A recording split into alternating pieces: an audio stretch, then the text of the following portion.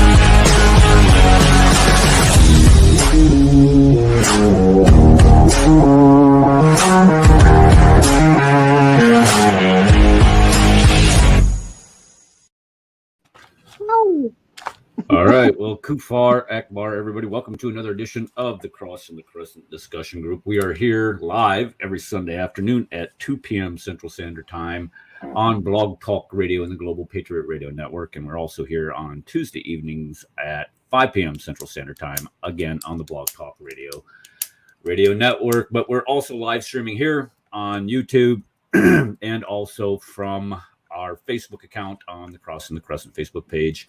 And over on, actually, I'm putting up on Twitter these days to see how much interest that generates. I've gone and looked. It doesn't look like we're getting too many views, but it's just because, I don't get a lot of traffic over there, and I'm not very purposeful about it. I guess if you want to generate traffic, you gotta be purposeful and have to stay on it and try to get people to come. But I appreciate you guys coming today.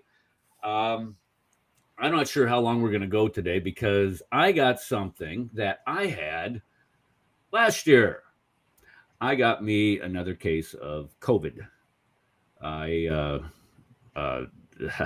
been in bed pretty much for the past 24 hours to 24 hours. And whatever this is not the COVID of 2019 and 2020. This is the new COVID. And this one it hurts. It really does.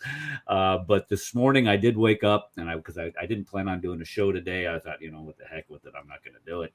But then I realized that I was feeling a little bit better, had a little bit more strength, a little more energy. So I thought that I would give it a shot today because of what happened last night. And I'm not talking about that abject humiliation that our friend David Wood gave to the imam out of Texas, which was, I was, I know you guys did a show on that, and Chris Claus, if you guys are interested, is going to be doing a live stream on it later this evening.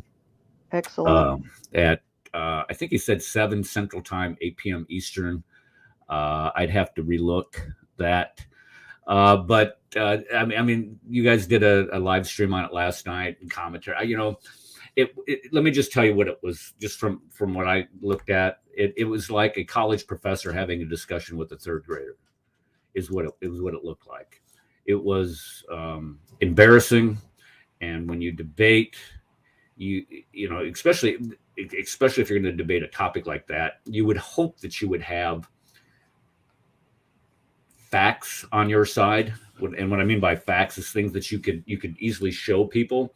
And this is what David did. Of course, he cited several sources that Aisha was 9, when Muhammad was 54, when he raped her or consummated the marriage.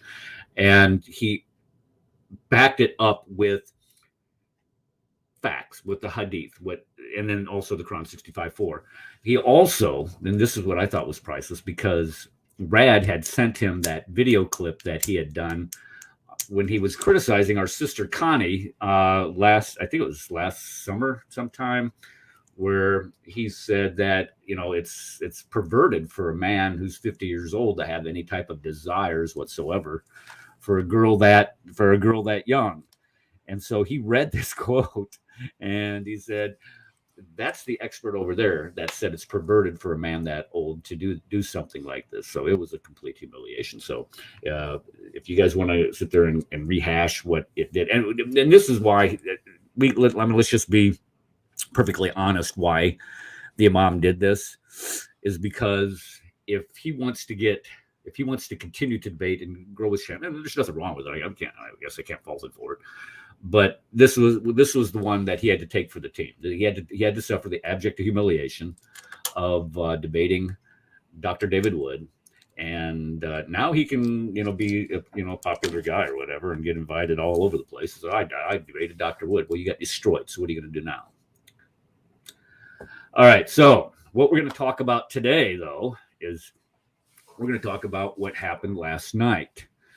Last night in a little town of how many people? 27,489 people in Cooleyville, Texas. An Islamic man, somebody who follows the Sunnah of Muhammad from Pakistan, whose sister evidently has been hemmed up by our military and is now serving an 86-year jail term for planning and carrying out attacks on U.S. service members in Afghanistan. He took over a synagogue in Cooleyville and took 3 hostages. I think there were 3, maybe 4 hostages, and demanded that his sister be released from prison. Now, there's a couple things that I wanted to point out about this, and this is the reason for the topic of today's show. Let me pull this back up here because I want to make sure I don't mess this up. There we go. This is Islamic-inspired Jew hatred is what this is. Now, I went in this morning and I looked to see how many churches were in Cooleyville, and there were a total of 28 churches that are registered for a town with the size of 27,000.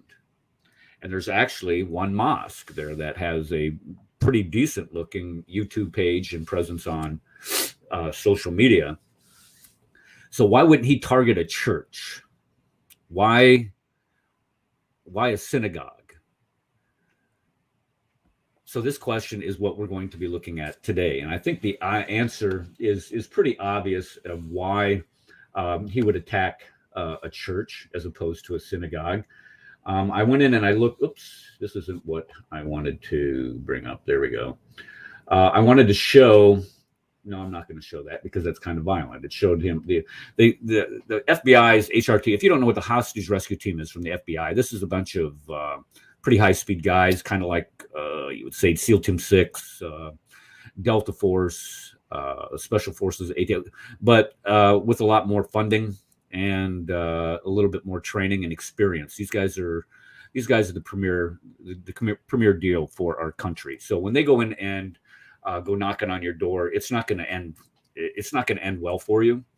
And of course, it didn't end well for this guy. So despite the demands during the negotiation process, he did release one hostage, a man, kept the other 2 hostages, or 3.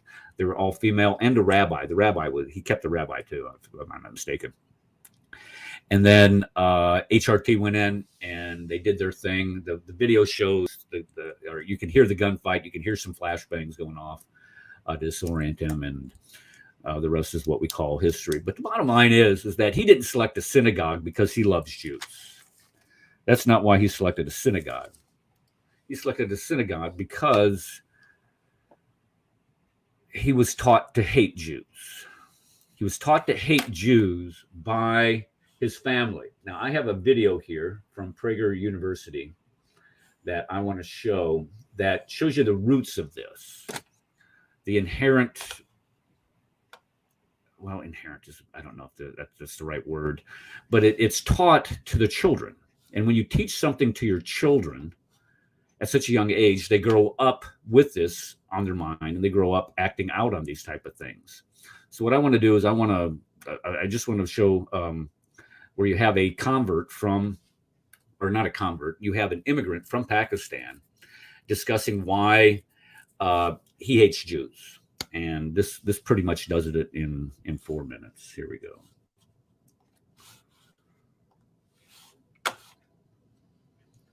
I was born to hate Jews. It was part of my life. I never questioned it. I was not born in Iran or Syria. I was born in England. My parents moved there from Pakistan.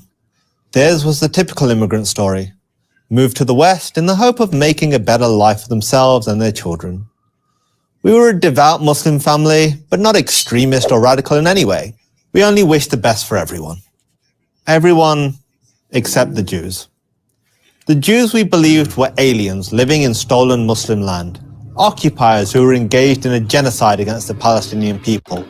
Our hatred, therefore, was justified and righteous, and it made... Okay, I want to talk about that just for a second. Can you guys hear the sound? Is the sound on that okay? Can you hear the sound on that? Yes. Okay. There's no echo? Yes, I heard it. There's no echo. Okay. All right, good. Yeah, because now notice he said he ties it back to the Palestinian issue. And so when we look at the Palestinian issue and how how they're tied, their struggle, quote unquote, to gain autonomy in their own country, quote unquote. I use these terms because they're just the normal parlance that we use when we're talking about this. But he ties it back to so they have a common hatred or a common reason to hate the Jews. Now, forget the fact that it is indeed it is justified by the things that Muhammad said and did in the Quran, but it's also carried through even today. So when you have the Palestinians, who is supposed to be a group that have been persecuted at the hands of the Jews, so you have this common hatred for the people who are doing the persecuting. So this is why you have such a I don't want to say it's a universal support among Muslims for Hamas, which is a designated terrorist group, but you have a large percentage of the Muslim population that has a support for Hamas, namely that terrorist sponsoring organization, the Council on American Islamic Relations. So let me go ahead and replay this or continue to play this.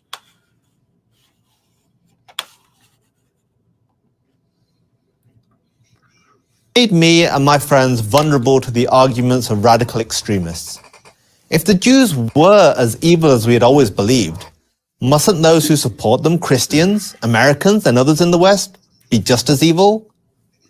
Beginning in the 1990s, speakers and teachers at mosques and in schools began to endlessly repeat this theme. We were not Western, we were not British, we were Muslims, first and only. Our loyalty was to our religion and to our fellow Muslims. We owed nothing to the Western nations that welcomed us. As Westerners, they were our enemies. All of this had its desired effect. At least, it did on me. Okay, so here you have him saying that as children, they are teaching their kids how to hate Jews. If you want some evidence of that, let's go ahead and take a look. Here we go. This is in Bangladesh. Oh, I'm sorry. This is not in Bangladesh. This is in Saudi Arabia. It's a synagogue, or no, it's a mosque. No, there's not a synagogue in Saudi Arabia. That's silly to say. This is a mosque in Saudi Arabia. Or no, I'm sorry. This is a mosque in East. No, this is a mosque in Philadelphia, Pennsylvania. Oh, geez.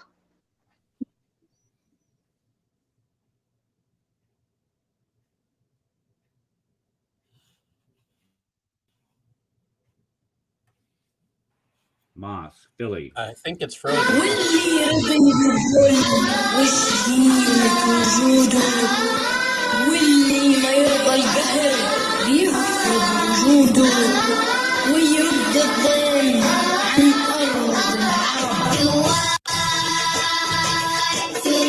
Okay, so I'm sitting there looking at this thing, and I'm watching these little kids sing joyous songs to destroying Jews and that. And I'm thinking, this is akin to a Christmas play. In our churches during Christmas, we have the kids, they dress up in their little outfits and they give a portrayal of the nativity and all this. That's not what they're doing. These guys are training their kids to hate the Jews and then training them. What was the word they used there? What is the word?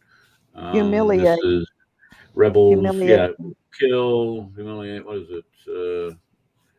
Well, they're training them to kill them. I mean, they're walking around with little guns. Yeah. So, I mean, when you think of this, it isn't just happening overseas. This is stuff that's happening right here in the United States. That was today. actually the Muslim American Society, which is well known as the Muslim Brotherhood. Yeah, that needs to be shut down. That no. Still operating somehow legally. Shut down the mosque? Well, the mosque is one piece, but the sponsor is the Muslim American Society.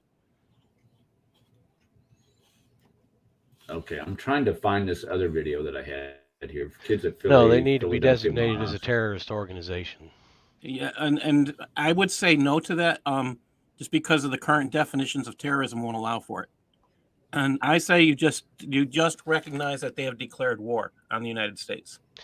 That would be good too. I'd be all right with that. And that's why if you go to paulsutliff.blogspot.com, you look for the keyword resolution. I have proposed this resolution 2 years. I can't find a non-cowardly congressman. Okay, if you had any question on, is this something that is just okay? This may be just an isolated incident in 2019. No, look at here. This is the same place in 2017, doing the same exact crap. Why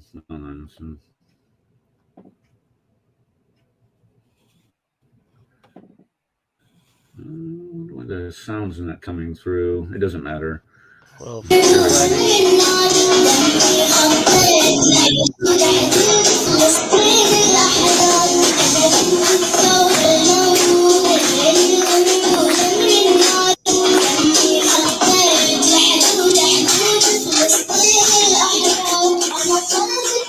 okay, with my blood, look at this. I am a cannon shell. The shield of my revolution shines.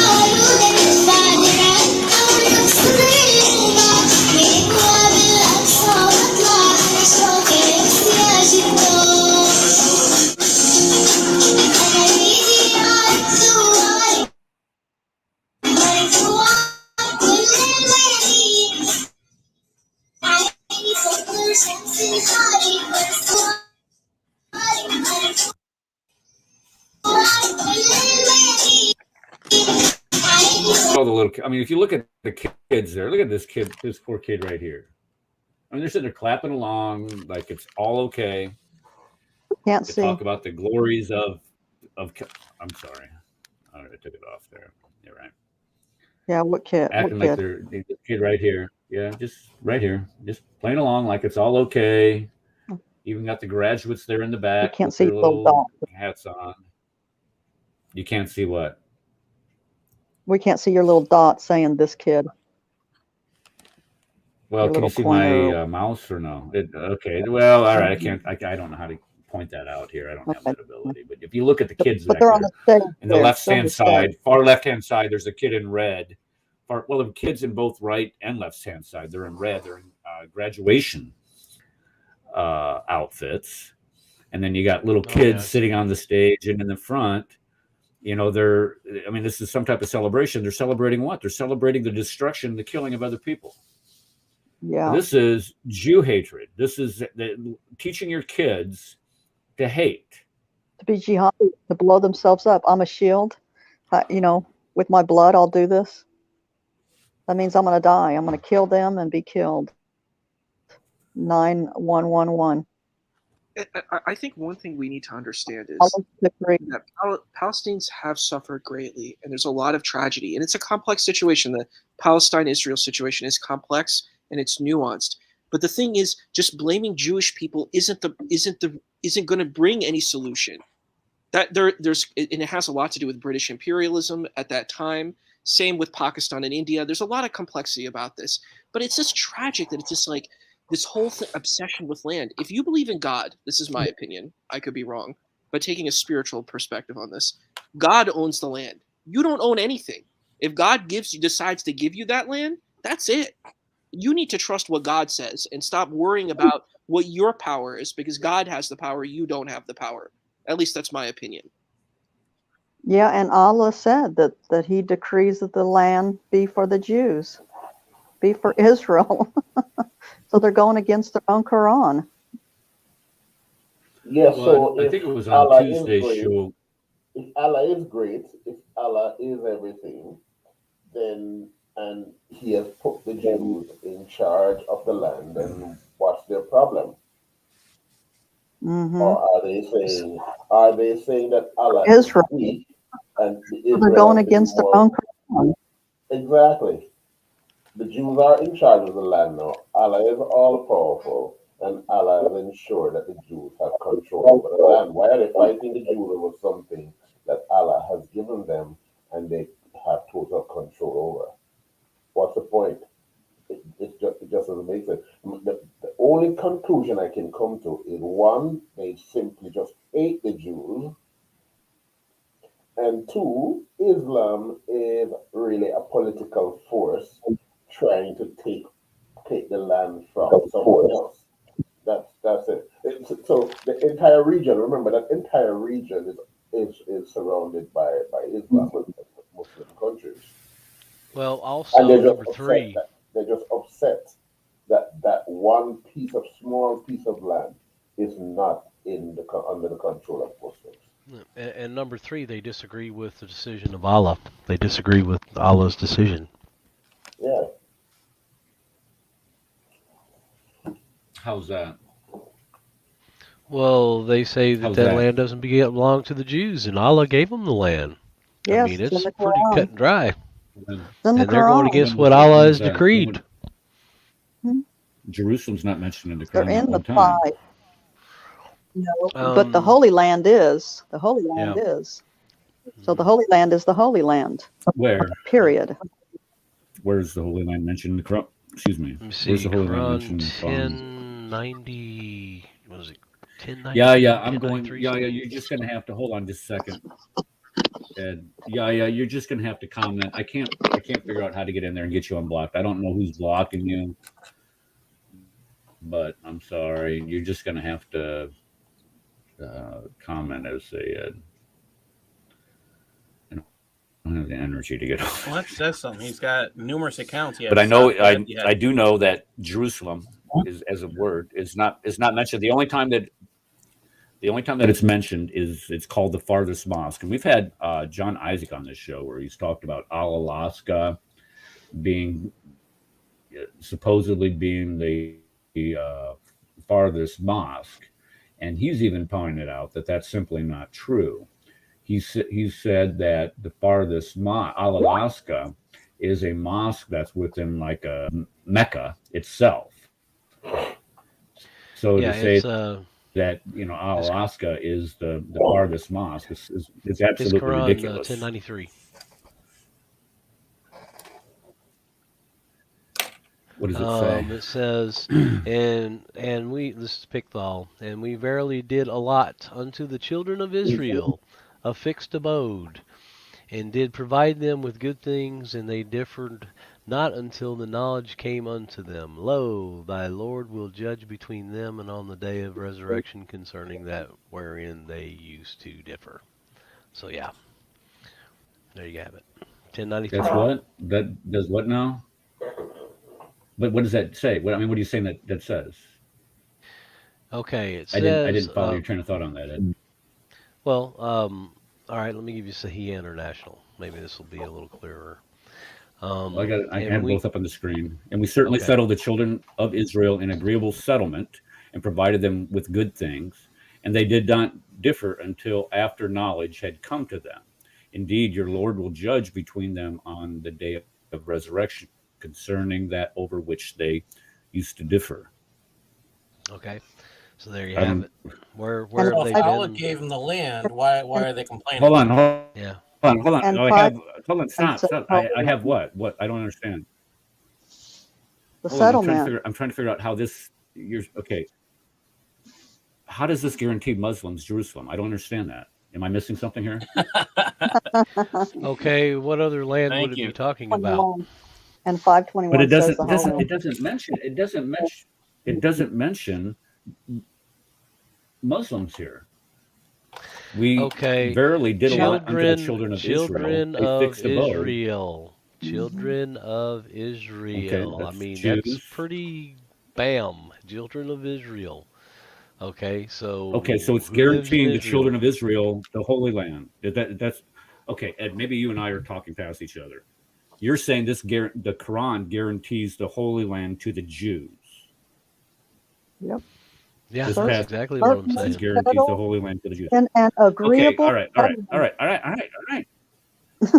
right, guys. I'm sorry, I'm not on top of my game today. I thought you said that this verse guarantees the Muslims the Holy Land, and I'm thinking, what in the heck is this guy talking? Maybe he's got COVID and his brain's all mush today. No, But the evidently, Jews, the it's Jews. Jews. all And right. 521 Okay, it's the says Holy Jews. Land. All right, no wonder. Okay, I can't take this call. Yeah, you're gonna have to. I'm sorry, you're gonna have to comment in there. And Okay. if he's being blocked, All right. So where that's were the we on all moderator. of this? We were talking about. All right. So So he's not blocked. He can comment in. Can anyone see the link in my Skype? I don't.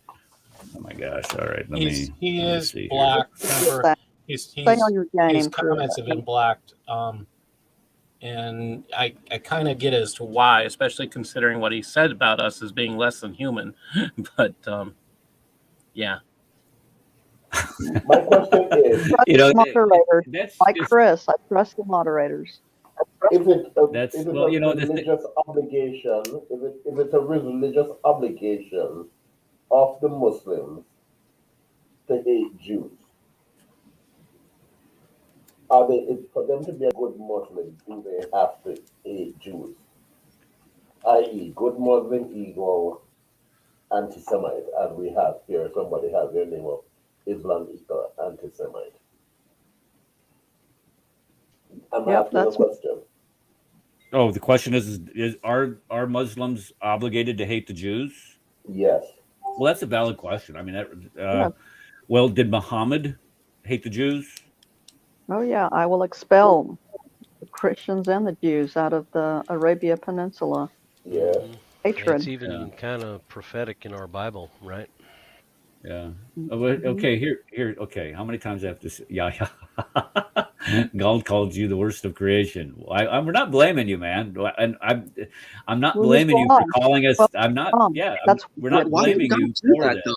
That makes no sense. That's Why what we would did. God call God's creation the worst of creation? Right. Yeah, I'm trying.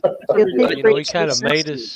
made us in his image, and Well, it's Quran. We don't um, expect it to make I sense. can't If you I can't repeat find something, the you know it doesn't word make sense. I can't find the word Muslim anywhere in the gospel that the Quran confirms. Yah. So, seems like you're just making little claims that go against your own book, there, bro. Yeah. And you know, I still haven't found the word prophet in the Quran, where Muhammad's called a prophet. I haven't found that either. But Mhm. What do you mean by that, Paul? The word. I don't. prophet. We're going through Doctor Kafirphobia and I and what do are going through a series of going through the Quran, and we have yet to find anything that. I mean, it says there are different that messengers and prophets are two different things.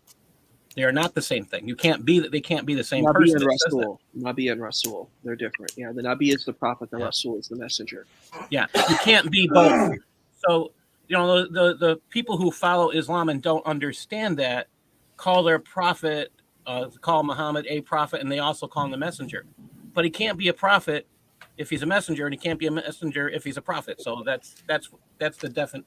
So it's you know, this is what the Quran says, but then, you know, it's going to be abrogated by some person, someplace, imaginary.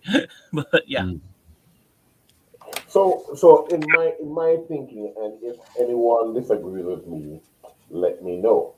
The only explanation I can think of is that Muhammad was a cult leader the Jews, who were very educated people. I at can least barely early- hear him. Can you hear me? Hello, can you hear me well? I can hear you, George. I'm gonna buy you a microphone, dude. I have a great microphone. It's a great microphone. It's brand new. I don't know what the problem is. Okay, there it sounds You need to better be now closer that to you're it. talking. Yeah, better. yeah, there we you're go. sounding better, sir. Okay, so the only explanation I can think of, and if someone wants to contradict me or put some additional information, you're welcome. The only explanation that fits the what we're seeing is that Muhammad was a cult leader, and the Jews, who were educated people, at least their leaders knew their book, rejected Muhammad, rejected his claims to be whatever he wanted to be, claimed to be, and because of that, whoever wrote the Quran simply wrote those words against the Jews. So it's not that the Jews were bad people, they just rejected Muhammad. And they knew their scriptures enough to recognize that this guy and their teachings were fraudulent. Yes. And that's Yeah. why we see so much hate against them in their scriptures. Yeah, Satan wrote the book. We all know that. Yes. Okay, here's what we were doing last week. Let me put this back up here. We were looking at why religion, or well, not religion, my goodness, why Islam is not a religion of peace. And when we were talking about it, we talked about the number of attacks that were conducted. This is last Tuesday. This is as of last Tuesday. And if you look here, it's gone from 26 to 61. So what is that, 35 in just 5 days? So when we look at the number of attacks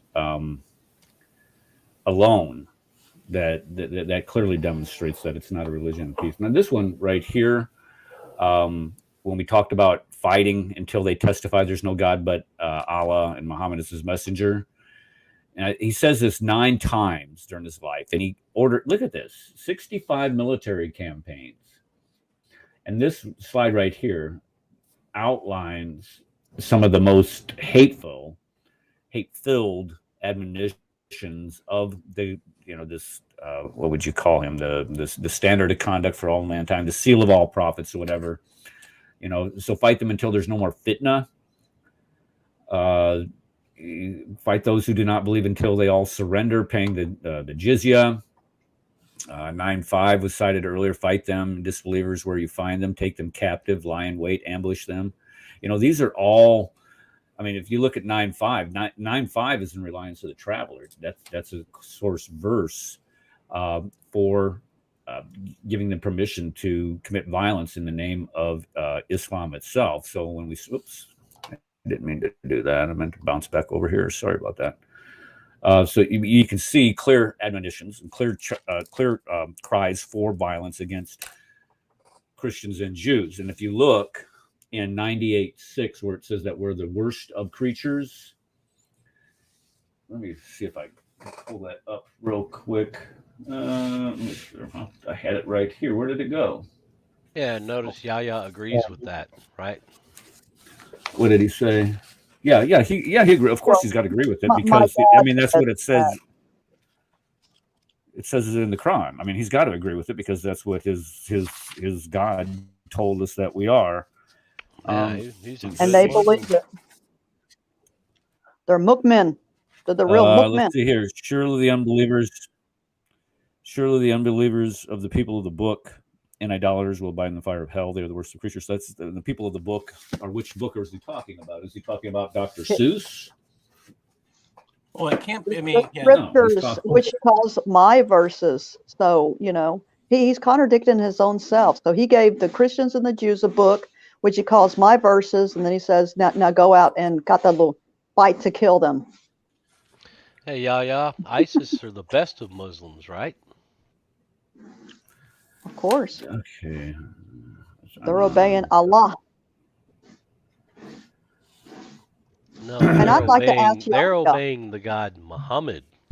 They're obeying the God Muhammad, not Allah. Mm-hmm. Yeah, that too. Yeah. I thought Right. Allah Allah is obeyed puppet Muhammad. master. All right, Paul Allah had is something that he was puppet master. going to present. Did you have it? Hold on. Let's see. Remind me. Sorry, can't take that. Paul, were you gonna? Okay, let me pull one up. You're gonna share your screen. Yep. I just got to pull it up.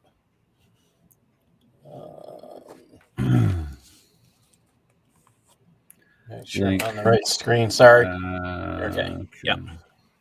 Sorry. Here we go. Okay. There we go. Okay. This comes from Jewish News Syndicate, and let's look at the dates for this. Sorry, by James Skinson. It's time to expose Muslim anti-Semitism. It says if we're going to truly combat anti-Semitism, it behooves us to publicize and analyze the roots of anti-Semitism in Islam. This came out the 21st of June this year. He writes, with anti-Semitism record highs in the United States and around the world, many prefer to focus purely on right-wing and neo-Nazi Jew hatred, rather than on the larger problem, hatred of Jews and Jewish state in the Arab and Muslim world, home to a population of hundreds of millions. Unfortunately for the truth, the intersectionalist left is quick to oppose the factual evidence of widespread Muslim anti-Semitism using accusations of Islamophobia. Indeed, many on the left dismiss racism on the part of oppressed people of color as an impossibility, a philosophical contradiction. Yet the increase in anti-Semitic attacks against Jews worldwide, especially those associated with attacks against Israel and its supporters, is disproportionately driven by what? Muslims. Hate crimes against the followers of Muhammad, it was what we probably should say. Hate crimes against Jews in the United States spiked to 222 during this 2 weeks of fighting in May between Hamas and Israel, compared with 127 the previous 2 weeks. This increase has been uniformly attributed to pro-Palestinian supporters. Gee, who could that be? Could it be CARE? ISNA? Oh, we can keep going there. What is Palestine? Does anybody know what Palestine is? I'm still trying to find it on a map. I mean, I mean a map that isn't made by Muslims. You can find one. I mean, maybe Code Pink has that, but again, Rashida Tlaib has one in her office. Well, I think it's interesting that the name is Palestine. Why not Al-Quds or something like that, like the holy place? Why use the name of Emperor Hadrian? Emperor Hadrian called it the province of Palestina. Well, it's even more funny when you look into the history of who the Palestinians were. Palestinians are Greeks. They are not Arabs. Well, they're probably a mixture of a bunch of stuff. By the Egyptian pharaoh. They're Greeks, Egyptians, Iranians, all kinds of people. No. They were from Crete. That's what the Bible says, and it is what an article recently published has just verified. There was just some research completed on it that said that the Palestinians were the Philistines were people who were resettled by the Egyptian pharaoh after they lost a horrible battle, and he settled them. That's why they're called the Sea People. But I think like modern day Palestinians, we have to think about Ottoman Empire. We have to think about all the influx of the Muslim caliphate. I'm just going on their claim of that name. I'm not going on the new ones. They are claiming they have a historical record there, but the historical record is that Greeks are the Palestinians, not Arabs.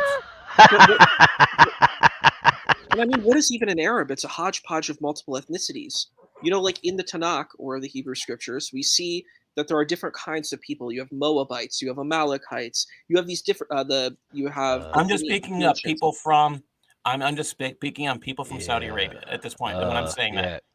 No, I hear you. I Greeks just think are Greeks. They're not Palestinians. They're Greeks.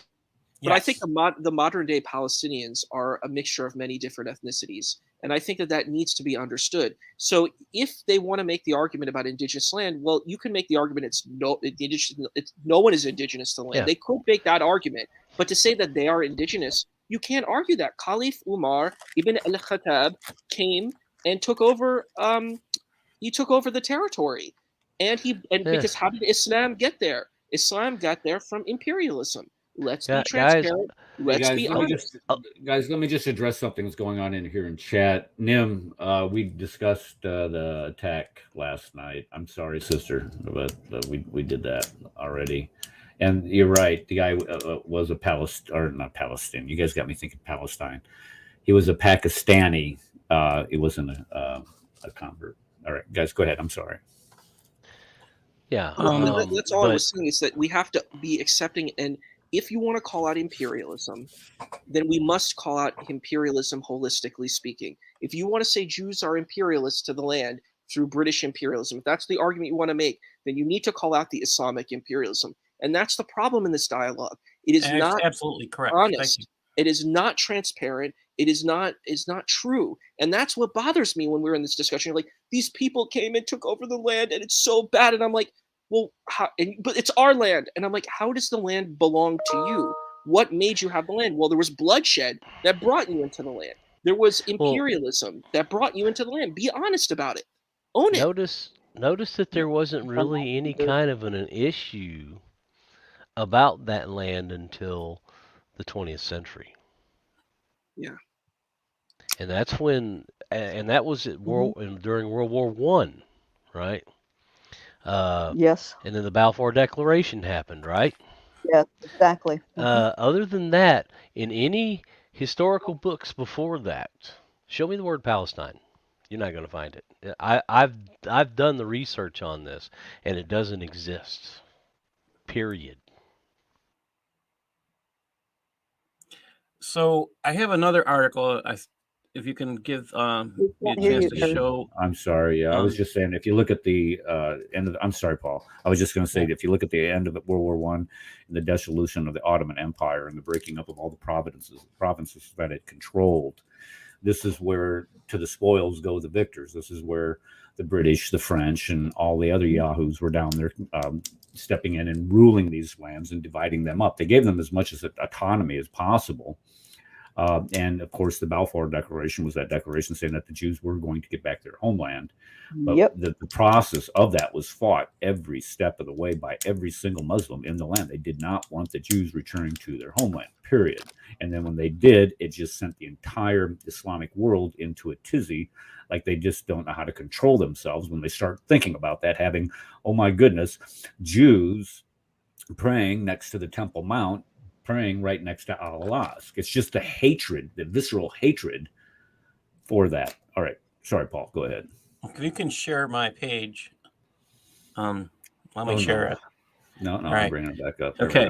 So just to clarify, this is a statement that the worst thing a Muslim can call somebody, call another Muslim is a Jew. All right. That's the worst insult they can say. So here we have the Iranian general calling the Saudi royal family descendants of Jews who fought Muhammad. Well, you know, I'm just going to read the article again. What's funny is this is in MSN today. It's liberal. It's in the liberal news outlets, and it's by the Jerusalem Post.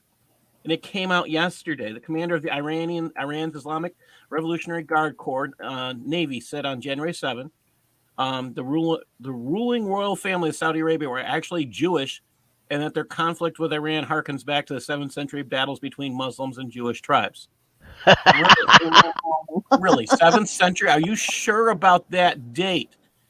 I mean, I'm going to sit there and question them on that chosen date, because when we talk about Persia, Iran didn't exist back then.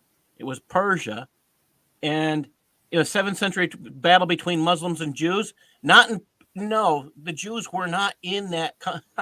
Yeah, and the Persians were Zoroastrian. They wouldn't have been Muslim at that time. They would have been Zoroastrian. Yes, and that's the real truth there. They would not have been. There were Christians in that area. There were Jews in that. There were Zoroastrians in that area. There were no Muslims in that area until it was conquered. So, yeah. And then this concept of what they believe versus the Shiites versus the Sunni, that still comes much later. But, yeah. Well, this is what they do all the time. It's revisionist history. Just lie.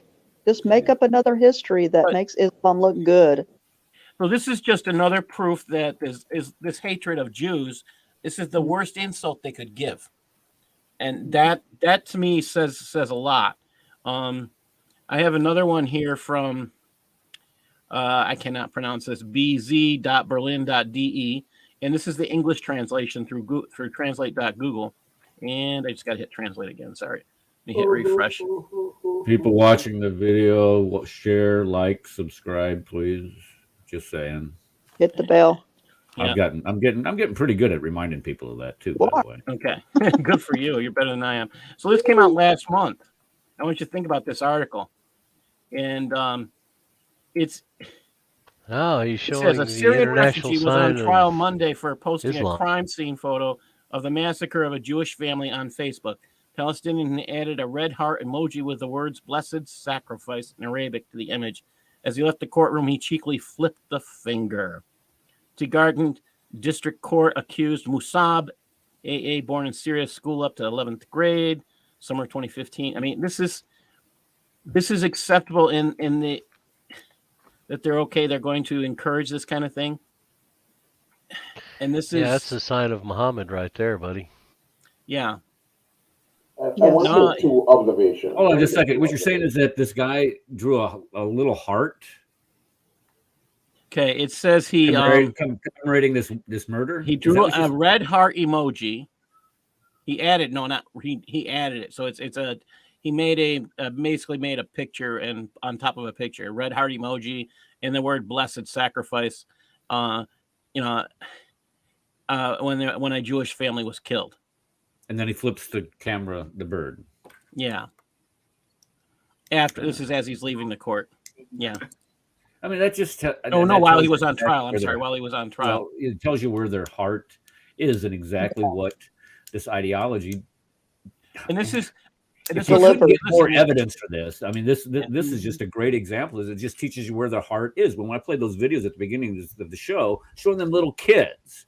And that's akin to having a Christmas program at a church. They're having a program dedicated to hating other people. And they call it religion. Yeah. Religion of Satan. I have 2 points that I want to make, 2 observations. The first is that we've been speaking to it generally, but for the benefit of those who might be listening, there never ever was any Palestinian nation with government. Never was. There were Muslims living there, but there wasn't any nation before the Jews set up Israel. We need to recognize that. It's not like there was a country there and the Jews came and overthrew that country. It's not like that. People need to understand that there never was a Palestinian nation. Never. Yes. I just want to emphasize. Well, and again, we keep reminding people that Palestine means land of the Philistines. Now, you got to ask them, who are the Philistines? And according to the Romans, that was a name made to insult the Jews. But if we're just going to go on, who are the Philistines? They're actually people from the island of Crete. But I still say we call that Greece today. So they're a Greek, is how I'm putting it. And that's actually documented in the Bible and verified in Egyptian records. So, yeah. Yep. Yes, just more lies exposed. Obvious points that get lost in the revisionist history that we hear so often with the propaganda. The next point is with respect to the accusation of Muslims being Jews. We need to recognize that there were Jews living in Arabia at the time of Muhammad. And we need to also recognize that typically the men were killed and the women were raped or sold off into sexual slavery somewhere. So it's perfectly plausible to my mind to believe that there are Muslims in Arabia today who are strongly descended from Jews, believe it or not. Absolutely. Well, there Think is about it. There's a complexity. I don't know if you've read Gordon Newberry, but he talked about the Jews of Arabia. We know for sure that there were Jews in Yemen, but Saudi Arabia, what's called Saudi Arabia now, it's more complex. We don't have any documents from Saudi Arabia, Jewish documents, and the Jewish community as a whole don't necessarily say there were Jews there. You know what I mean? So it's a complexity. It's like, it's hard to say what the Jewish community actually looked. I did a whole research paper on this, and it was I couldn't really find a conclusive position about the Jewish population of Arabia. You know, it's hard. Even understanding what the Christian population looks like, it's very murky at best. Yemen is a more clear space, at least for Jews, but it's complex. You know, I hear you. When I say Arabia, I didn't say Saudi Arabia. So no, I completely Yemen, understand. Yeah, Yemen I'm just saying is part of the Arabian Arabian Peninsula. Yeah. So we could still both be right. And sure. I heard a report. I didn't read it myself, but a report was read to me that said that genetic studies were done of the Arabians, and there was a high concentration of Jewish ancestry among them, believe it or not. Again, it doesn't defeat my sensibility to understand that if they're raping Jewish women and taking them as sex slaves, that ultimately down the centuries they have that trace ancestry there. Yes, they have mixed their seed with the Jewish seed. I got, hold on, let me bring this over here and share my screen. As soon as I get it over here, I'm going to share my screen. I got a map here that shows the Jewish population. Oh, doggone it. I got to make this smaller because it's not working right. Sorry. And then I got to switch over here. Paul, I'll bring yours back up here in just a second. Let me bring this up here. All right, this map shows the Jewish population. We're not seeing the map right now. I know. I'm trying to get it up there. Okay, sorry. Come on, let's go. No, let's go. This you map. Just had it up. There we go. Yeah, there we go. All right, this map here. Skip ad. Get off. Gee, isn't this lady irritating? For Pete's sake. Everything. I know. All right, so let's look at the number of Jews in these countries. Like, for example, this is what is this? Let's see, Algeria. All right, so here you have 0 in Morocco. No Jews.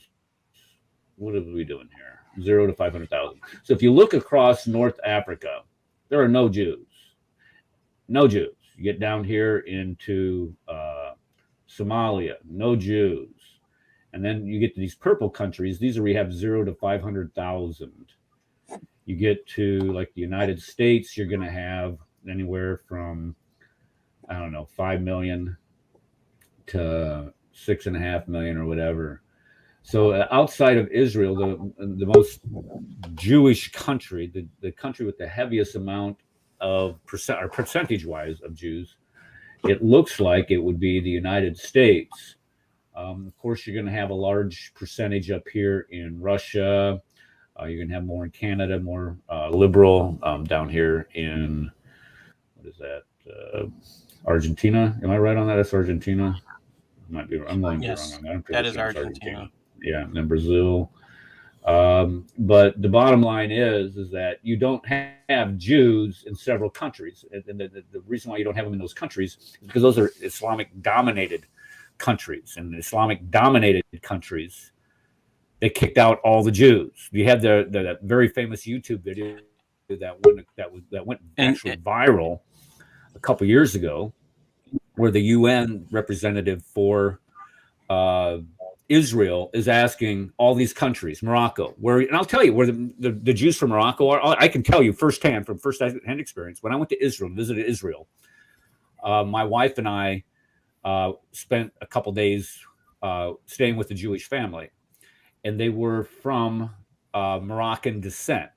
Their parents were expelled from Morocco, and the reason why they were expelled is because Israel was founded, and they expelled them from Morocco. They said, okay, you got your homeland, get out. So all of their property, all of their possessions, all of their wealth is confiscated by the country of Morocco, and they escape with the clothes on their back. So when you start looking at Jews in the Middle East, North Africa, Islamic dominated countries, or Muslim majority countries, this is why. It's because they expelled them right after Israel was established, and they said, okay, there's your country, go get to it. I'm sorry, Paul, go ahead. So I was in Paris in 2016, and the guy who was the head of, I think it was one of the head of the Jewish community of Paris, was explaining to us that he felt safe there. And he says, but that's because my children are no longer in France. And yeah, say that again. There's a huge move of that's why France, it looked like that was grayed out in that map. Since the huge Hijra in 2016, France is almost all of their Jewish citizens have left and gone to Israel. Yeah. Okay, can I read something to you guys? This is from the journal science.org.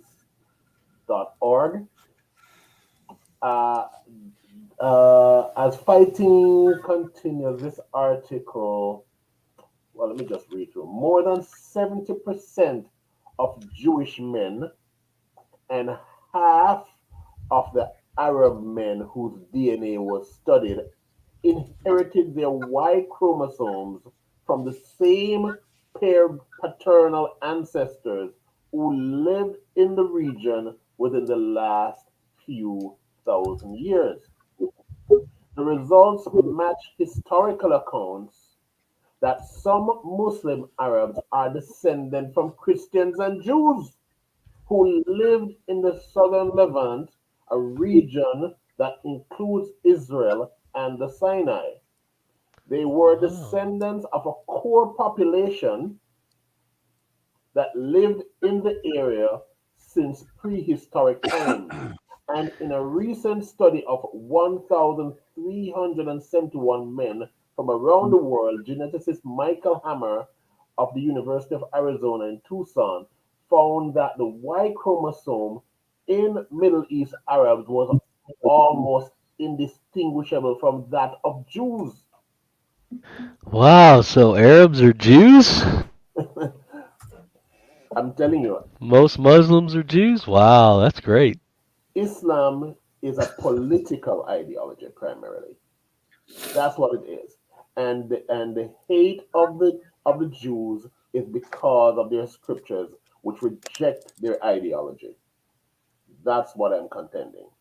Okay, here's the thesis of what I'm trying to figure out here at on the show today is, okay, you have this attack by this Pakistani Muslim last night on a Jewish synagogue, purposely targeting a Jewish synagogue.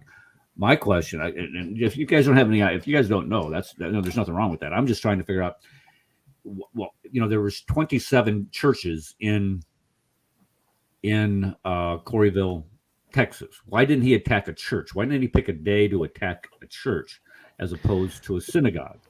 Because that's what the Prophet of Allah said to do. It couldn't be that simple, though. Really? I mean, to say that today, don't you think that's a bit, I don't want to say politically incorrect, but isn't that a little too direct to say that? Isn't that a little too I think direct? It's easy to say if you look at the hatred established and taught. It's one of the things I talk about. Islam teaches hatred to their children. And that's you have to understand that Islamic culture teaches hatred to their children. It's as simple as someone saying you are the worst of creatures and calling, the rest of us less than human. It's that simple. I mean, that's an example of hatred being taught. It just tells me that his parents were taught that, and on and on and on. And the other thing is that when you actually look at the way the verses are supposed to be in the Quran, did you realize that Quran 9:5 is actually towards the end of the book? Right? Yes, it's the last chapter. What was the last one supposedly revealed to Muhammad? Am I correct on that? Nine. Where you Yeah. saw other Yes, figures? yes, Surah 9, Yeah. yes. I think Yeah, we need they- to take an anthropological angle too. So we have to look at who the perpetrator was in this situation. The perpetrator was a South Asian. He was a Pakistani. He's a part of the South Asian contingency. South Asia has been in a lot of turmoil Hold on. during the Okay, last let's be several careful years. with the language here. South Asia has been under a lot of turmoil. Okay, when you say South Asian, can you be more specific? This isn't. Sure, I'll This isn't a explain bunch what of South Asian Chinamen means. coming to attack people. No, that's East Asia. China would be. I know what it means, but I'm just Sure. saying we need Sure, to. I'll explain what it means. South Asia. South refers Asia. to Well, that would also Pakistan, include Indonesia. Bangladesh, India, Sri Lanka, Nepal. It refers to this kind of region. So there was a thing called the partition that occurred in the 40s. So basically, Pakistan and East and West Pakistan basically kind of seceded away from the South Asian whole, which is Bharat or India, and it's been a very the Pakistani identity is this idea of trying to find their own identity as being South Asian and this kind of identity of being Muslim, particularly Sunni Muslim, because the founder of Pakistan was actually a Shia, but which is funny, a lot of people don't know that. What's his name? Qadi Azam was a Shia, but it's interesting. There's this kind of identity politics going on. Israel has the similar conception as Pakistan. And there's this kind of identity conflict where Pakistan doesn't really necessarily recognize Israel and say Israel's real. It says Israel's not real as a country, even though it's basically founded on the same way that Israel was. The British were involved. It's a really complex, messy situation. It was an idea of Muslim identity. So Pakistan's very much fixated on a Sunni Muslim identity now, not always, but there's even conflict there because you have the Qadiani, the Ahmadiyya, and the Sufi and the Shia that exists there. It's very complex. The whole thing is complex, but I think that's a part of this situation too. What are the identity politics of this person? What are their identity politics of being considering themselves Muslim? What does that mean as a South Asian Pakistani Muslim? Probably Ahl Sunnah wa Jama'ah, probably not Sufi. What does this mean? What does that identity mean in this particular situation? How does that affect what his response is? So I think that's something to think about. And also, Osama bin Laden was supposed to have been stated to have been secured there in a part of Pakistan. So I mean, there's some weird politics going on, and I think just being fair to the discussion, we need to think about the politics too.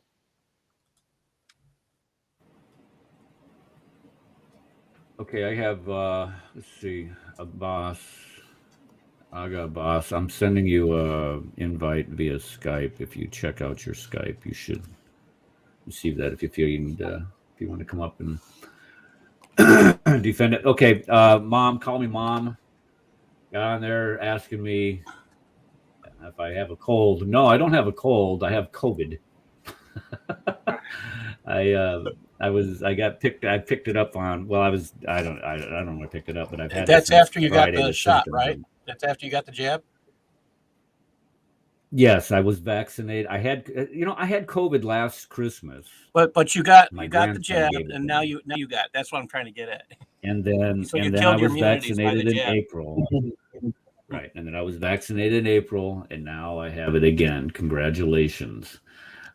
So yeah, I feel like a hubcap. Yeah, I feel like a hubcap full of crap. More jab. All right, so no more jabbing for this guy. Okay, so Abbas, I sent you the link. So what we're looking at here is we're looking at this, and we've showed it already in the at the beginning of the show. And many of you, I saw that many of you did not see the show, and you're coming in kind of late, which is kind of fun or fine. What I did show is that attack on that synagogue last night was religiously motivated by a Muslim man, and of course, we got to put the disclaimer here. We don't think that all Muslims are out to attack Jews. All Muslims are not all to attack. Nobody here thinks that. For crying out loud. So let's not get down in the sewer like that. But what we do find is we find a consistency here. We find a consistency in the attacks. Okay, Abbas, I can't take your call while we're on live. You can come up. I clicked it for you. I sent it to you. What was I saying? I lost my train of thought. I was talking about what we saw is the consistency here. The consistency that is taught, what is this visceral hatred in the Islamic world for Jews. We see it beginning with the Banu Qurayza, the Banu Kanuka, and what was the third Jewish tribe there in Arabia at the time? It doesn't matter, but there was 3 Jewish tribes. Banu Kinana? Bani Nadir. Okay, there was 3 of them in Yathrib, in Medina, and within a few years, they were all gone. Okay, they were all gone. They're all expelled by Muhammad, and the reason why is that all of them, supposedly, and this is the storyline, that they were all conspiring against Muhammad, despite the fact that they invited him in. Okay, so they're all conspiring against him, and of course he's got to fight them, and he's got to kill them, he's got to expel them. Well, he expelled the first 2, and then the last, the Banu Qurayza, is the one that he assassinated, killed all of the adult men as being defined by having pubic hair. That was an adult man. If you had pubic hair, you were killed. And it was it like 800 of them in an afternoon.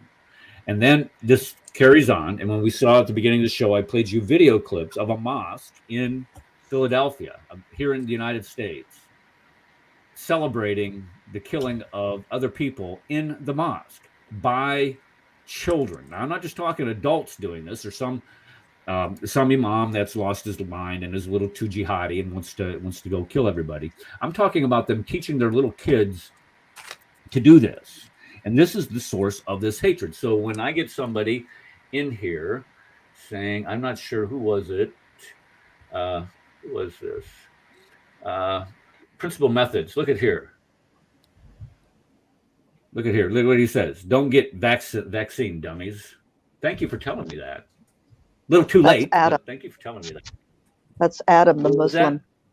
That's Adam, the Muslim. Oh, is it? Okay. Yeah, it is. Not Adam Seeker. No, sir. No, okay. He's done a couple of debates with Chris Claus. Okay. But somebody, I can't remember where I was going with this, but that's okay. But somebody had said here in, golly, I can't find it. Oh, here it is. Okay, yeah, we're teaching hatred. Now, this is where I was accused of being an Islamophobe last year on my own channel when I started citing Pew Research statistics of the opinions of Muslim majority countries on what they think of Sharia law, what do they think of the Conduct Act, is it viable to kill somebody? When is it? Is it ever justified? Questions like this. And when you start bringing these things up, this is what you get. We're the ones that are being hate-filled. We're the ones that are teaching, that are supposedly teaching hate. It's called changing the topic. It's fallacious reasoning. Yeah, we're exposing what it is. We're exposing the anti-Semitism. And saying, don't be that way. We're saying, don't be that way. Okay. XYZ, thank you for that. Is the Banu Nadir, Banu Kanuka, and the Banu Qurayza. Yes, okay. I knew there was 3 there. I just can't. What happened to the Qurayza Jews? What did he do with them? Which ones? He annihilated every male, and if they had one pubic hair, they were executed. They were beheaded. Right. And what happened to the women? They became sex slaves. Sex slave. Great. Now, is that permissible? That's a question that you need to ask. And this was the impetus of the debate last night that Kenny did with David Wood. Is it ever okay? Is it okay for an adult man to marry and have sex with a prepubescent little girl? Yeah, and of course, you get all these citations. Well, okay, quit making sense, Ed, because the question was, and the diversion laid primarily upon the fact, well, all these other cultures did it. Children married earlier. This is true. People married earlier in other cultures. And what ages? Here in the United States, people married much younger than what they do. Were married off in the United States in a regular. Oh, okay, so let we me had. finish. Golly, guys, would you let me finish? I'm sorry. I was just saying that they did marry earlier. They did marry much earlier in a lot of cases. But the difference is, and this is the point that I was trying to make, the biggest difference is that they weren't married off to 54-year-old scumbags. They weren't married off to these old men looking to get their jollies off on some prepubescent little girl. They were married off to people more of their age, and that they were going to have families. This didn't happen with Aisha. Aisha was nothing more than a play toy. And you notice his defense was, well, she never complained about it. When would she have the opportunity to complain about it? And what would happen if she did complain about it? Anybody that complained about Muhammad found himself dead. Who would she complain to again? Who's making all that noise? Yeah. Is that you making all that noise? Yeah, it's going through a book, I think. Are you going through a book? Actually, me and Rad was talking about that when she was complaining about the other wives. So she was complaining about it. That she was complaining.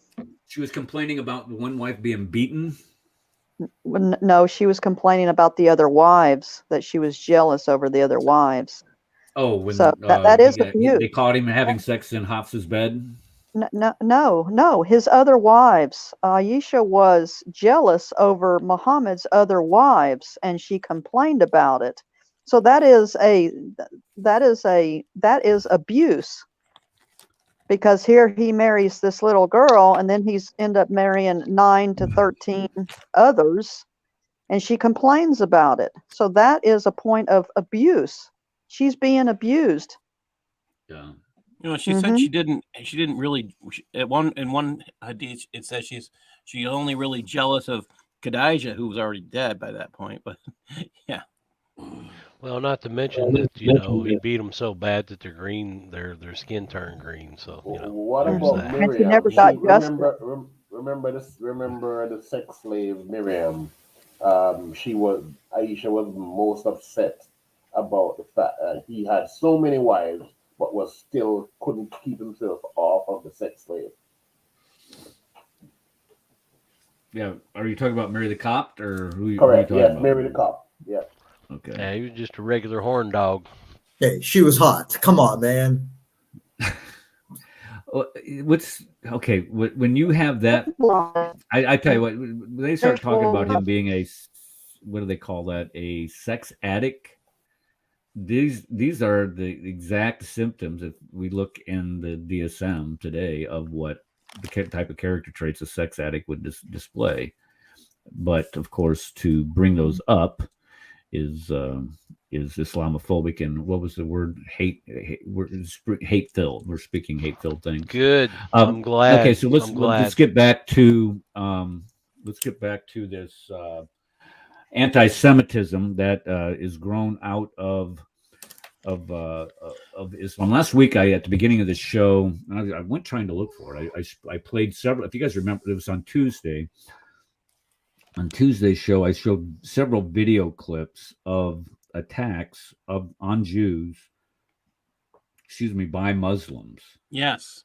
And these attacks were unprovoked and done with with impunity. It wasn't just on civilians. It was, of course, there were several on civilians, but it was also on IDF soldiers. And when we start thinking about, okay, well, what's the source of this desire to attack Jews, not only in Israel itself, but also in the United States, as exemplified in the attacks or the taking hostage of those Jews in the synagogue last night? What is the source for that, and where can we find that source? And this is what we're talking about today. Where do we find these sources that encourage people to go out and do something like this? Oh, I don't know. Could it be called the Quran? May I come in and say something? Yep, go ahead. I can start posting verses while he's talking. Okay, I'll bring them up. Go ahead. Since they establish the government of Israel and Palestine between 1948 till 2014. The total deaths civilian from the Palestinian is 63,593. In 2014, from 8th of July, can you please write down the figure? Then when I finish, we can talk about it instead of interrupting me. You said 63,593. This from 48 to 2014. Okay. 2014 from the 8th of July till 27th of August is 51 days. There were 2,104 civilian, 495 children, 253 women, 5,226 targets in Gaza were innocent people sheltering, including school, hospital, shelter, civilian. What's your source? Can you just let me finish, please? Let him talk. You will have all the time to say whatever you like. Comparing this figure with 72 civilian, there were only 80 Jews died in 2014. In 2009, from 27th of December to 18th of January, 22 days.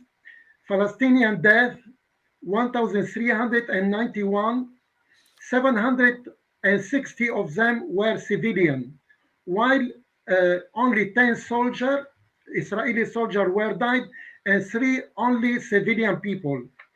In 2001, you all know, Palestinian 230, 70 children, 63 women, 170 journalists, plus 1,800 injured. A Jew, only 12, and 2 children were harmed. If you look at the figure, we are talking about Palestinian. They have nothing but stones and whatever they can do, small weight machine gun against the might of the Jew, who are supported by the British, supported by the American, supported by everyone. Even they are going against the international law. And you guys, instead of being happy, because according to your own Bible, the Jew were the reason why Jesus was crucified by the Roman. And the Jew, they tried to kill the Messiah many times before. Sorry. Okay, you're getting off topic. You're getting off topic a little bit there. I am finished. Okay, thanks. And I want to ask you a couple questions about this, if you don't mind. These numbers that you're citing, what is the source that you get for these numbers? I'm not questioning the validity of the sources. I'm just asking where you get these sources. You're muted. I didn't mute you. Yeah, you're muted. You're muted. Unmute yourself. There you go. What was the sources? The sources are from the media, are being calculated by those people who human right, and Israel have even demolished the building which was responsible. Okay, so you're not going to. What's going on in there? You're not going to give us a source. In other words, you're not right. You're not giving us a point I'm trying to make. Al Jazeera, go Al Jazeera, go on the Al Jazeera. Okay, Al Jazeera. Okay, no, that's fine, guys. That's fine. Al Jazeera is the source. Okay, that's we're just looking at the credibility here. We're looking at the sources. I want to ask a couple other questions. Okay, you said that something about stones when they have nothing but stones. Do you think a Katyusha rocket is similar to a stone? They have some not as much as advanced warplane, or they have this kind, but they improve themselves, and they arm themselves, and they have some support from Hamas, and they are defending their own. Because okay, what are they defending against? They've been given the entire Gaza Strip. They have complete autonomy to rule themselves.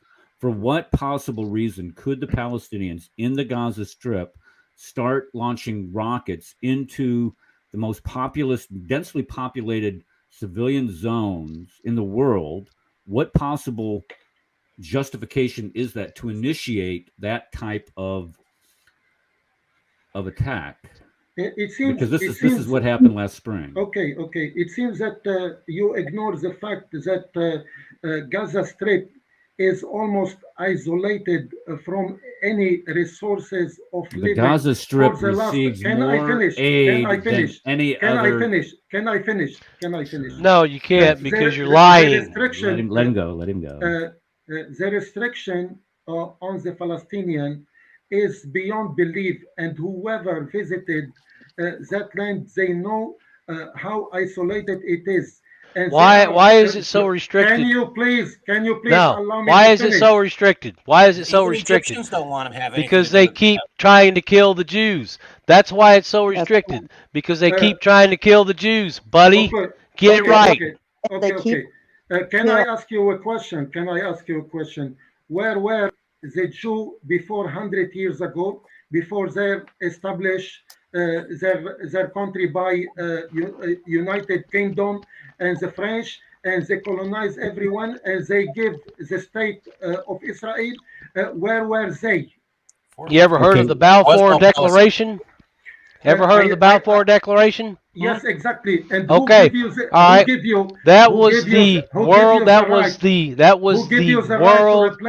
was the whole world agreeing on that, bro. Okay, Okay, yeah. You're asking what gives people the right to do that to the people in that region. Is that what your question is?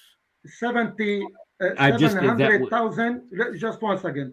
700,000 Palestinians were removed. There were no Palestinians. There were no Palestinians in that land before the Jews got there, bro.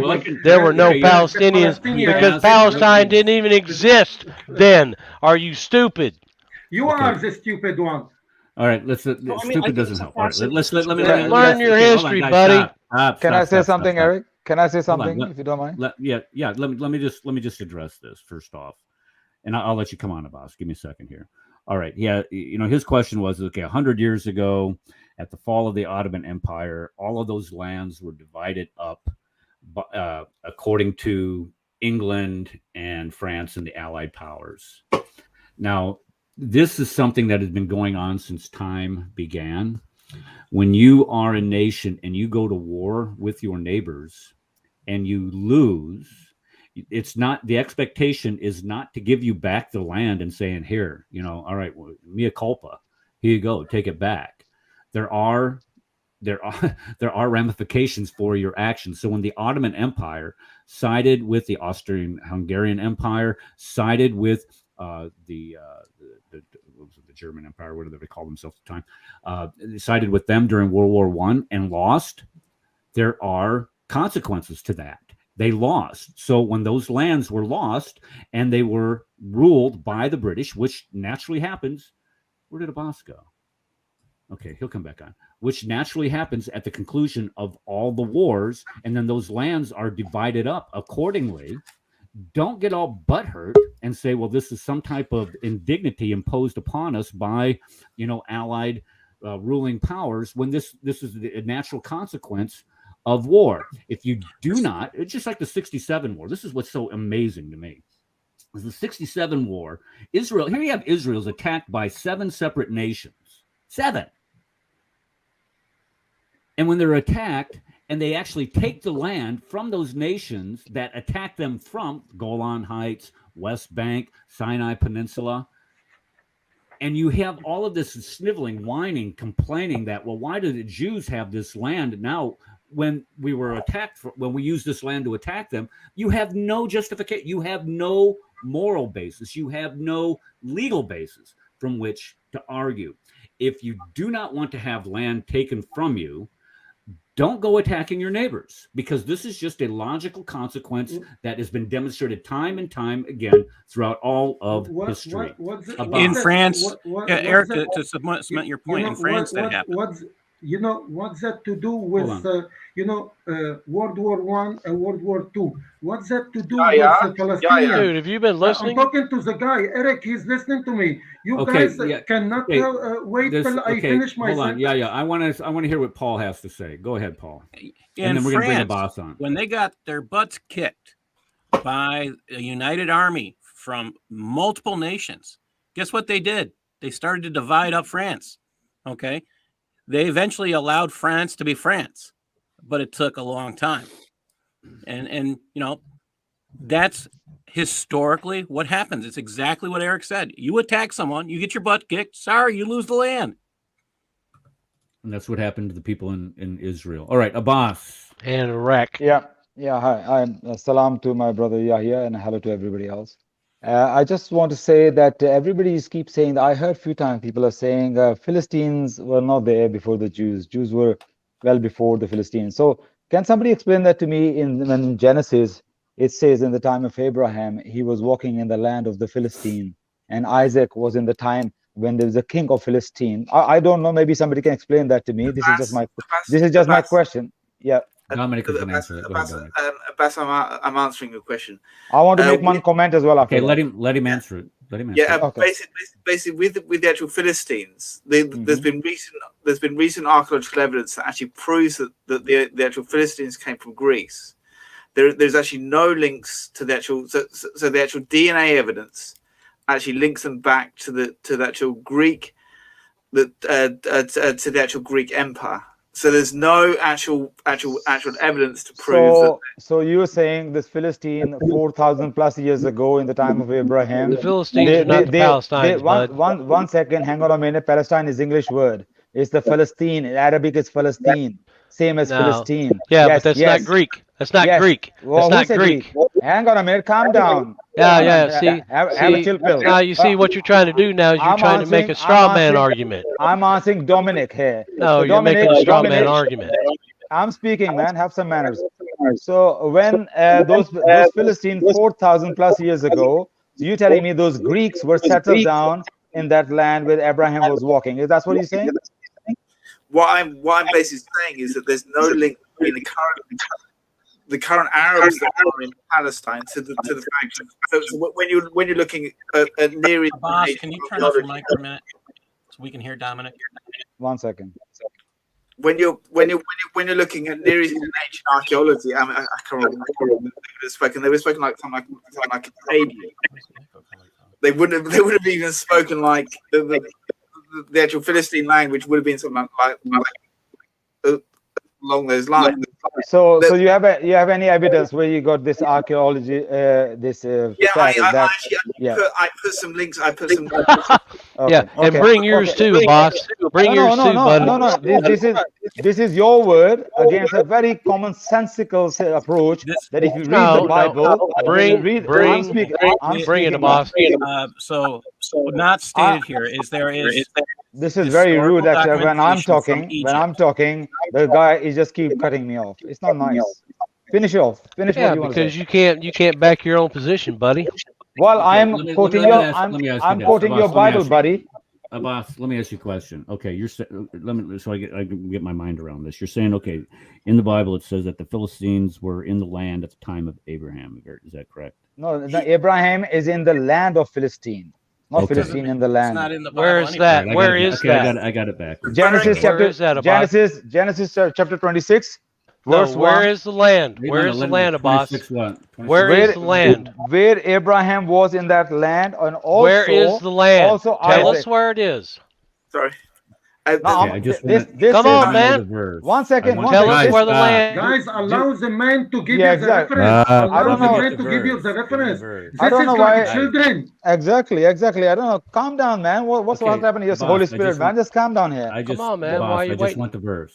I just want the verse. Yeah, Genesis chapter 26.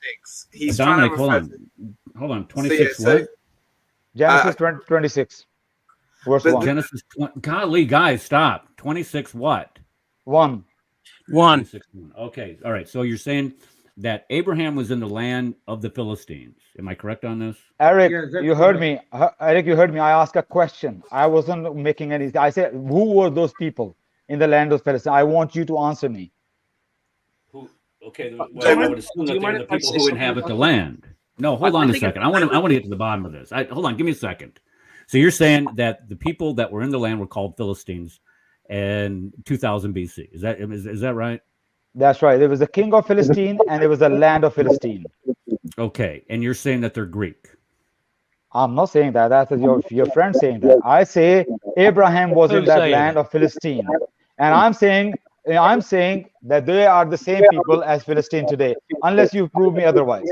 Okay, so let's just hold on a second. Hold on a second. So what you're getting to is that this land that land is their land. Is that the premise of your argument? so- here? I'm not even following your argument. Well before Jews ever existed. Yes, that's what I'm Okay, saying. so who was the land promised to? Did God establish a covenant with Abraham to give him that land? Yes, he does. Okay, then Yes. why is this even a problem with you then? Why is this Mother, even an issue? but the land God promised, promise of to Abraham was from Turkey all the way down to Sudan. Okay, what Show us evidence the do you word have Turkey for that? in the What Bible. No, good it Lord, was talking what about the evidence do you have for that? river Euphrates to the river of Egypt. That was the promise of the promise of God. So Okay, is the that Euphrates means in Turkey? yes, Euphrates start from Turkey, isn't it? It goes all the way to Turkey. Euphrates, so- yes. From Okay, Iran so to you Egypt. just destroyed your own religion. Thank you. No, what I'm saying, if Okay, you I go wanna by hear what your Dominic logic, has to say. then the I'm letting Jews, Dominic then go. the Jews Dominic. should take over all from Turkey to Sudan. This is not Okay, how I it just works. wanted to God get has some given. clarification on this. So go ahead, Dominic. No, Go but ahead. you changed the question. Most of the Philistines were destroyed under actual Nebuchadnezzar. So the things, if you have any kind of, the thing is to link them is just absurd. But the things you did actually degrade your own point by saying the fact that Abraham promised the land to Isaac from the river Nile to the river Euphrates. That was a Okay. promised land to actually Israel. May I respond to you? May I respond to you? You didn't let me finish, man. Let Dominic finish. Also for the fact of the actual archaeological evidence. I mean, you've got archaeological evidence from say the 10th century BC, from the time of David. You have stuff like the Tel Dan inscription. You have many other inscriptions that you can actually date that history with actual physical evidence. So someone like Isaiah, there's an inscription regarding his name, or someone like Hezekiah from the 7th century. When we're stating about the land, there's actual archaeological proof that actually links them back to the actual land. It's not just based on hearsay. So when you're kind of proving the point, but because do you know who the first Palestinian orchestra was? No, let me refute your first point. The first point you make here, which you totally misunderstood when I agree with Eric that the land was promised to Abraham. But what you did very cleverly, you put Isaac along with Abraham. But I say land was one second. Well, why is that clever? I don't. Eric, I tell you why. The land was promised to Abraham and his descendants. And Ishmael is also a descendant of Abraham alayhi salam. But it wasn't the covenant. The covenant was made with Isaac. You're forgetting that. That's not like a small detail. That's like a huge detail. That's like show us where it says the land was promised to. Read the passage on the Bible that says the land was promised to Abraham and his descendants. And Ishmael, not through Isaac, not Ishmael. No, through where is Isaac. it? Where it says? Okay, give me a second. Yeah. I'll find it for you. Go on then. And secondly, when he says Nebuchadnezzar kill all the Philistines, where is your proof for that? This is your just word. Where is that all Philistines were killed in the time of Nebuchadnezzar? It's in one of the actual. I think it's something like I think it's like Herodotus or something.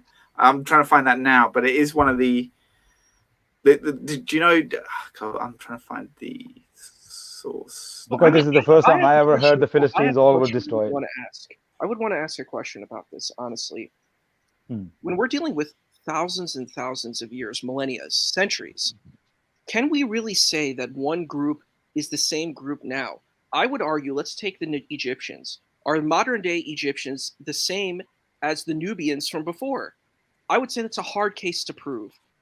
Because we have lots of intermarriage, we have lots of occupation, lots of imperialism. We have to address all of that. It's hard to prove any purist ethnic identity. I don't know if we can prove that. Like, take something like Arab identity. What even is that? What is an Arab identity? You can't even prove what that is. It's a hodgepodge of multiple identities into one. There were things called Phoenicians. We don't really know what they are now. Moabites, Amalekites. Who are these people? A lot of people died, and then they intermarried with other people, and they became another new group of people. It's hard to prove a purist narrative.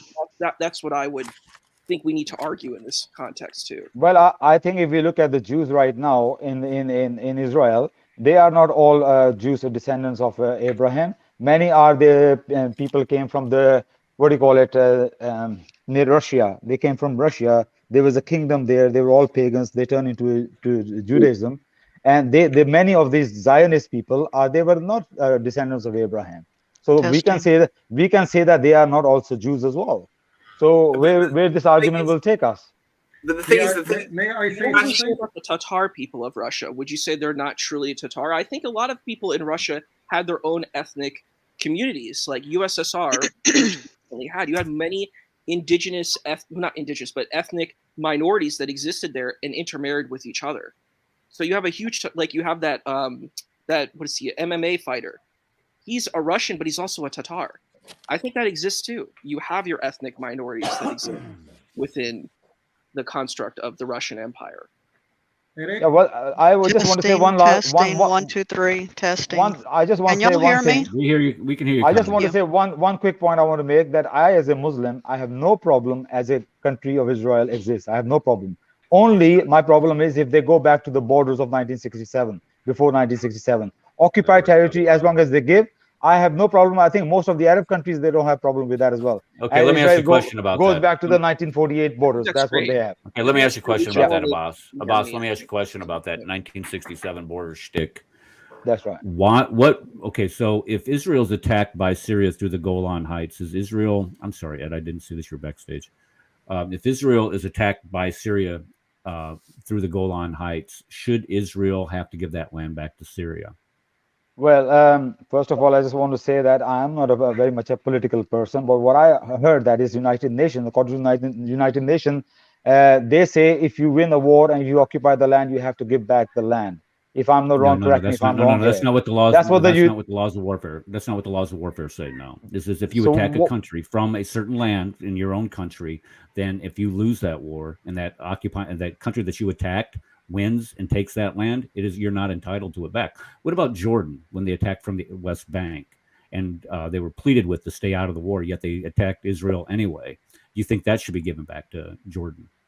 Well, listen, as I say, I'm not very much a political person. I'll let Yahya answer that question. So I have a question that's kind of intentionally rigged. I'm not in the politics. I was talking about the scriptures here. So that's why. Let me give you one here. Okay. Do you think that Israel should have given back the Sinai Peninsula?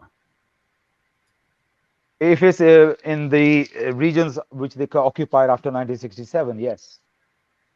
Okay, and well, I actually agree with you, because it was Egypt and Gabal Nasser who was posing or putting all of his tanks, armored divisions up on the Israeli border, and Israel, instead of waiting to be attacked, they went and destroyed the Egyptian Air Force within 2 hours, ended up decimating all of the armored divisions out there in the Sinai Peninsula. So it was Israel who actually attacked Egypt, even though it was being provoked. They attacked Egypt. So according to the laws of international warfare, Israel was then required to give back the land in Sinai, and they did.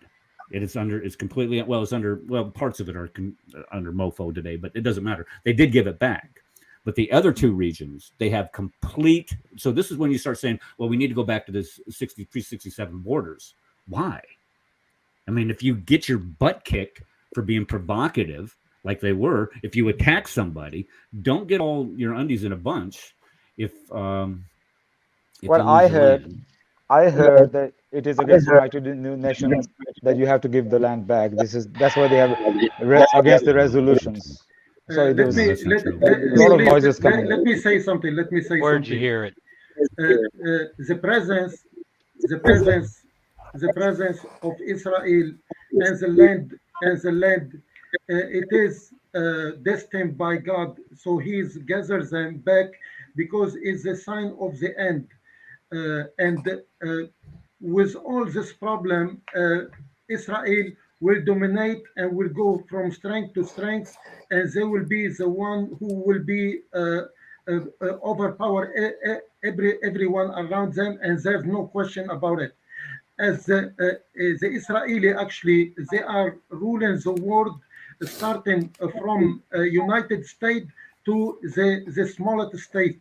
They are always very powerful, and they are the dominating power uh, because of God gives them strength as matter of test. But let me, let me show you something that God actually did not fulfill His promise to Abraham according to the Bible, because if you read Genesis 23, 4:20, after the death of Abraham, Sarah purchased the land for burial site only. So Abraham wasn't an owner for any land promised by Which God. chapter and verse was that? Which It's chapter and verse? Genesis 23, from verse number 4 to verse number 20, where 4. it says, where Abraham says, I am an alien and strange among you. Sell me some property for a burial site. He so that I bury my dead. Haiti, they agree with him, and they sell him the land for 400 shekel. So, according to the Bible, even God failed to fulfill His promise to Abraham. And by the way, Can I Abraham. refute that now? I Go don't. ahead. Just one more thing. Well, no, just one more Ed, thing. no, let Ed You- address that specific thing you you all said. know. Yeah. We don't want to go into too many Just different verses. one Go ahead, second, one Ed. second, one second. You all know that the Jew have been servant, slave in Pharaoh land, and they are the one who build and slavery build Egypt. So why don't the Jew go back and enter the old Egypt and reclaim it? Because they were the one who fled with Moses from the land where they used to live.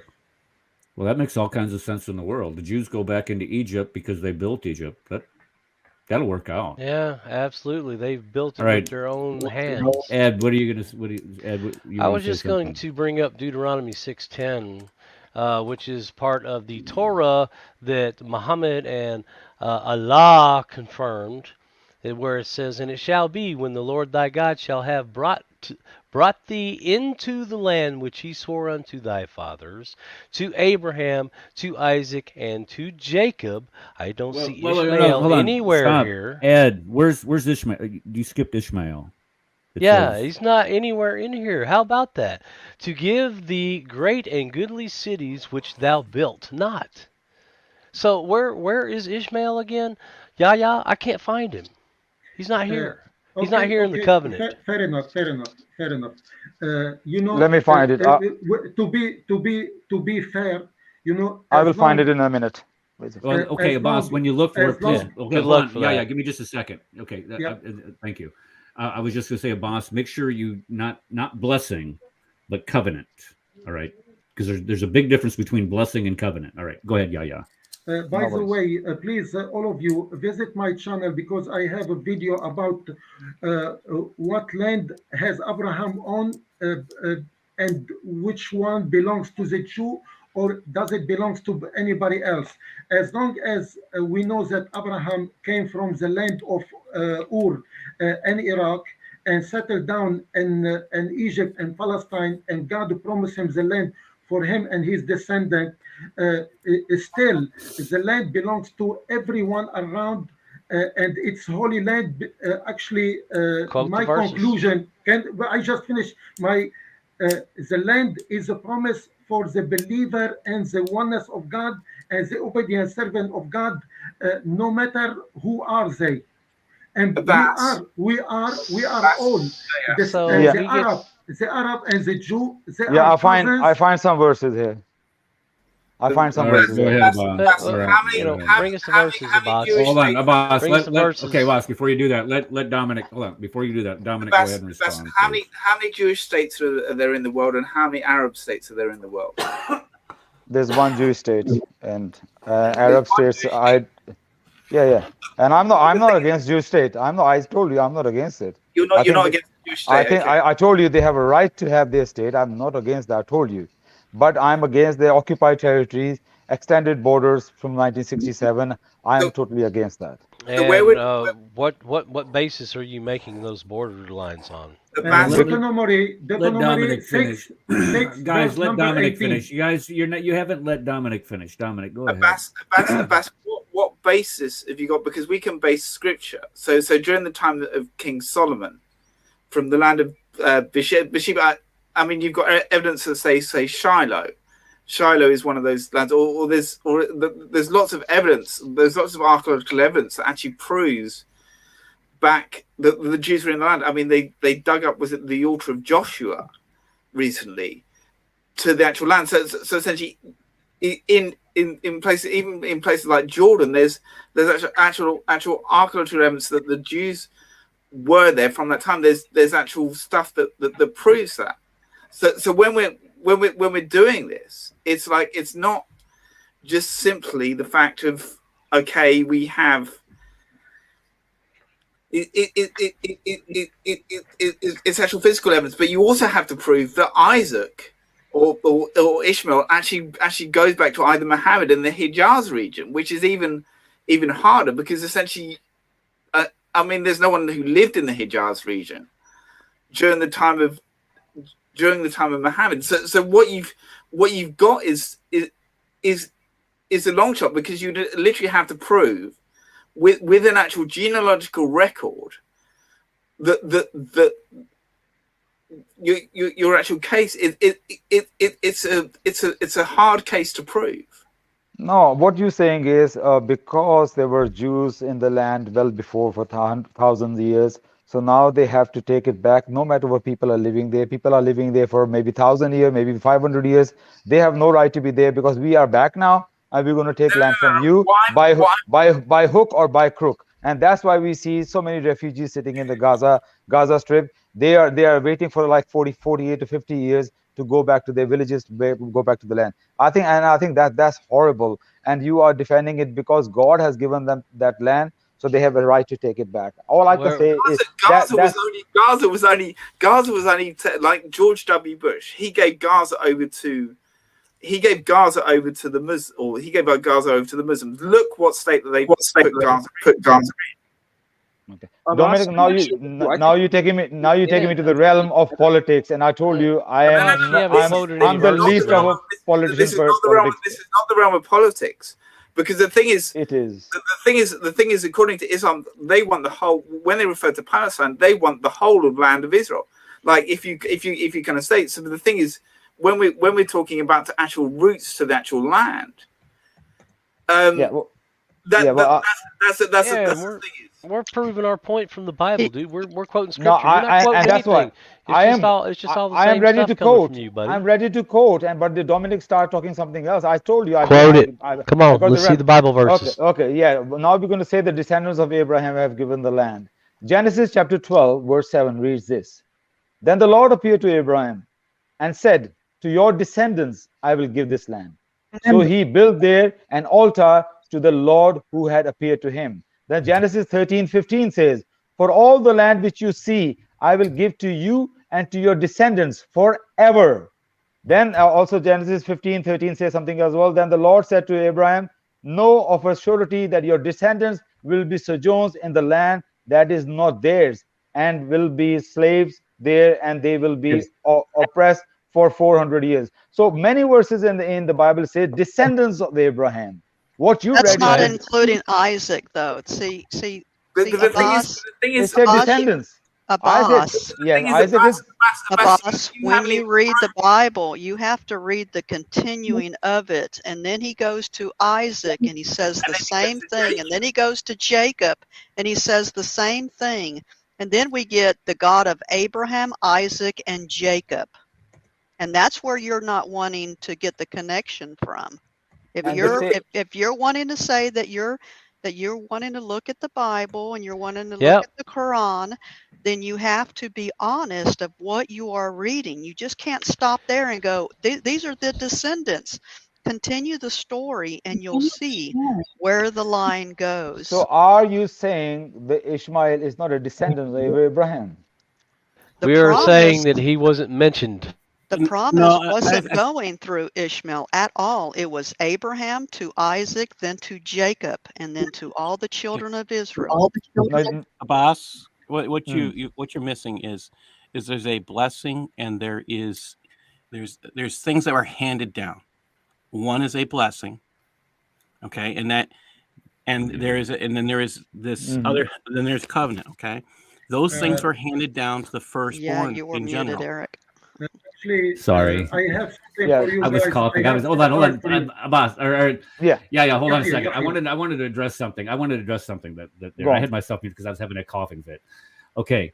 If you look where the covenant's going, though, the covenant goes from Abraham to Isaac to Jacob. Then from Jacob, it's passed to who? Ishmael? Is Ishmael in any of that? Is Ishmael even remotely considering that? No. Why? Because Joseph was sold off to the Ishmaelites. The Jews hated the Ishmaelites, the descendants of Ishmael. Then they settle in Egypt. Then they're taken into slavery in Egypt. And then when they leave, God establishes another covenant with them. It's called the Mosaic covenant. And then from that covenant, it eventually leads to the Davidic covenant, saying that the Messiah was going to come out of there. There is nowhere in all of that prophetic line of Ishmael or Ishmaelites or any of the descendants of Ishmael ever having taken part in any of that covenant. Now, the even good the Quran news doesn't cite any children of Ishmael. Here's the good news. Let me just say the good news, Paul, and I'll let you go. The good news is that you have that opportunity now to be grafted into that covenant, and that's through faith in Jesus Christ. All right, Paul, go ahead. Let me tell you something. Paul wanted to say something. Yeah. I'm done. All right, go ahead. Abraham, according to the Bible, was buried by Ishaq and Ishmael next to his wife Sarah. This is you find in Genesis 25:5. And Abraham has three wives, Sarah, Hajar, and Ketusha. And all their children should be blessed, because God, when he spoke to Abraham, he blessed all his descendants, while he blessed him especially with the prophethood and the line of the blood of Ishaq. That's what I said earlier. They was blessed. Yeah, they were blessed. exactly. I agree with you. So, I agree. And one more thing, just to confirm, whom God have a promise. God promised the land, and Deuteronomy 6:18, to the believer, obedient servant, not to the oppressor, disobedient killer, the Zionist, who are against even the Orthodox Jew, who are against the state of Israel. There's difference in the state of Israel and the Jew, because the Jews, they know that they don't have land, because God, after Noah, they been scattered 12 tribes on the earth without any land. Then, because of the promise of the promise of the end of time, God will gather them. We call it Ard al-Mi'ad, the land of the meeting for the judgment. And this is where we are coming for the Christ and the Antichrist, and how he will mislead everyone. And Islam actually give you a total general picture about everything, that God sent the Prophet Muhammad for the Jew and the Christian to believe in the oneness of God after all. Very quickly, I want to read one verse, if you allow me, just one verse, to make a case for Ishmael. Genesis 17:20 says this: "As for Ishmael, I have heard you. Behold, I will bless him, and make him fruitful, and multiply him exceedingly. He shall be the father of 12 princes, and I will make him a great nation." So to making a great nation, obviously you're going to give them some land. No, So no, it doesn't if say that. Hold No, on, you're let him lying. finish. Let him no, let him finish. Whoops. Let him finish. if Ishmael You're is not part inferring. of those descendants who's going to be occupied the land, so how he's going to be a great nation? And Why God are say, you "I will make lying? him a great nation." Where He's Well, was I'm this great he's I'm nation reading reading your his verse. own Bible. Why you call him I'm reading liar? your Bible. Where Connie is it gonna at? respond. Yeah, Okay, where Can is he this decided great? it, but that doesn't. As you're reading, The point That's the is that he's conflating two terms, and this is yes. what happens all the time. He's conflating the term of blessing and one of covenant. Yes, he did say, "I'm going to bless Ishmael," and he did. He has. You look at all the descendants across the globe that are from Ishmael. Now, I don't think for a second that there's any direct line from Muhammad to Ishmael, but even if there was, and you want to pretend that there is, that's cool. But the fact of the matter is that covenant, that covenantal relationship between God and his people, was passed through Isaac, not Ishmael. Amen. There was Right. a blessing there, but not a covenant. It's a I was Right. talking And about the what's land. that? I was talking about the land. And And what's you that to do can't with you, prove, Christian? and you can't prove that it Can goes you back give to me the link? Ishmael. Can you give Right. me You the link can't prove between it. guys, No, why should guys? we? You don't give us any links. You haven't given us one link, boss. What You haven't given us one link. You haven't given us name is one link, Yahya. dude. Come on, man. I'm reading your Bible. Practice I'm what you giving you preach. references. Okay, I'm guys. giving No, you no. references to Yeah, your Yahya, Bible. you haven't given us one link. All we've I heard, will all give we've you gotten so from many you is links. blah blah blah. Well, put them in Yeah, here. We're waiting on you, bro. Where in the bro, Quran does it can you actually check, mention visit my Guys. channel Eric, and Ishmael's see how children? much blah blah blah and link I Eric, give you?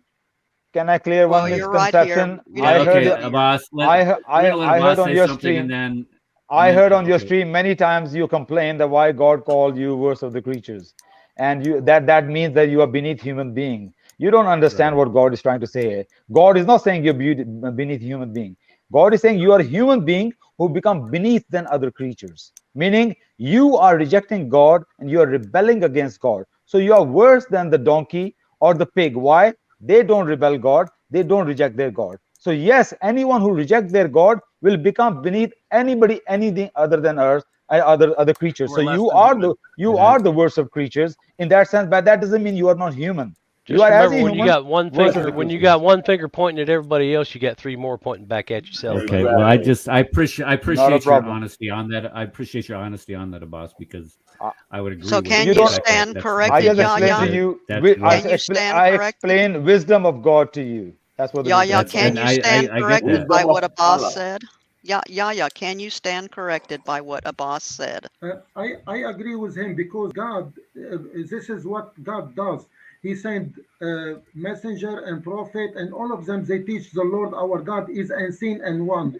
And you guys go and worship the mediator, Jesus, who come to the lordship of Israel. And I don't see the link when you squeeze yourself with the Jew. Uh, uh, Even as Jesus choose the Jew to call the Jew only children, you don't see that only children the Jew, while he called everybody else like Smartian and Gentiles, dogs and swine and slaves to their masters, which you find me offensive, but this is the fact. This is what your God says because So, he is So we're offensive. less than animals, Yahya, so, when so Abbas Oh my just Yahya, God! corrected Yahya, you. Yahya, I help am me out here, brother. look. Okay, I Yahya, am the help me out. animal, and you are the best of the creation. Are you happy now? Happy Yahya, now? help me out here. Help me out here. Is H2O water or is it hydrogen in two parts oxygen? What does that matter? Seriously. I Uh, don't know. I mean, What does because it matter? because a lot of people yeah, call it water, and other yeah. people, I mean, everybody just calls it that one thing, water, but it's made up of three parts. So how can that be, according to your own logic? Right. How's What, that's impossible, dude? It dude? can't be. Let me explain Water to water you. can't be Uh, water can't be like that. so God is sometimes evaporate, sometimes can be seen, and sometimes he freeze. Yeah. So Right. Oh so wow. Like How Jesus about was that? seen. Like yeah. Jesus was Wow. seen. Thank you. Thank Thank you, you. Abbas. You just made One John Thank 1 Okay. 1. you. Let's Thank you. okay, guys, Wow. we're gonna This wrap is it up why for the I day. always ask if it's possible to do a session and debate about the nature of God against the nature of Jesus, and we will talk what God nature and how Jesus nature comparing with God. Nature of God. Whenever you are ready, Yeah, according to the Bible. Yeah, look me According up. to the Look me Bible. up on Facebook. Yeah, look me up on Facebook, and I'm ready to I discuss don't it with you. need you on Facebook. I don't need anybody. Okay, All right, I'll fine. get you. Give me Okay, your George. email. You know, George, I my tell you what, Skype, George. my George, Skype, I tell you my what. Hold on, Skype hold username. on. George, I'll go ahead and I'll get your email. I'll get Yaya's email. I'll put you guys into contact with each other. Is it Because that's what I do here. I build bridges here. Yes, he does. Okay, what I wanted to point out here, where we were talking about the Allah from the Quran and what he thinks of as being the worst of the creatures. I just want to remind you of what Romans, the book of Romans, chapter 5, verse 8. It says, "But God commanded His love towards us 10 seconds in that while we were still sinners, Christ died for us." John 3:16, "For God so loved the world that He gave His only begotten Son, that whoever believes in Him should not perish, but have everlasting life." So when we start comparing the God of the Bible and His love to all mankind, regardless of whether they're in sin or rebellion at that time, He still sent His Son, Jesus Christ, to save us from those sins. And it's His sacrificial atonement and His atonement for our sins only that saves us from that eternity of damnation that we all rightly so do fear. Okay, so we're going to call it a day. I'm going to go crawl back into my recliner and go back to sleep, because this I am not. You guys wore me out, but I appreciate the lively interaction today and the way that we treat each other and speak of each other. I think we need to be more aware of the respect that we can have with one another, even though we disagree with one another. We can have dialogues, and I think we did a good job of that today. So I'm gonna call her quits for the day. Well, I tell you what. Let's go around the horn and see if they have anything to say. Let's start with Dr. Isa Kabir. Do you have anything that you want to add today, Isa? Yeah, sure. Thank you. Well, I always appreciate the discussion. That's weird. I think there's some echoes. I think it's important to discuss all these elements, and I think we need to be really transparent and open about all of it. So I think that, the brother Yahya made an important point. He was talking about issues that are engaged in the world that are happening, particularly in that region. And I think it's important to recognize that we should recognize all human suffering. It doesn't matter who it is. We need to recognize all of it, and that's very important. And we need to also be open where all the suffering is. We can't just look at Israel and say, look how horrible Israel is, without engaging places like Pakistan, without engaging places like Egypt, without engaging places, even the stuff that's going on within the United States. We have to engage all of it. If we're going to be fair and valid for human rights and care about the human rights for all, then we need to be open and transparent of all human rights transgressions. That's the point that I think we need to, that's the point I would like to end on and consider. All right. So can I say like kumbaya, and that would go along with all that which you said, Isa? Peace, dude. Yeah, I don't want to start humming a tune here. All right. Ed, do you have anything to add for today? Would you like to add anything today?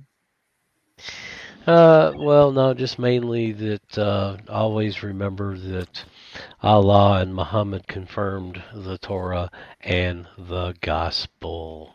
Thank you very much. All right. Thank you, Ed. Boss, would you like to have any last parting words for us? Well, I was thinking what to say. On here today. Not a problem anytime.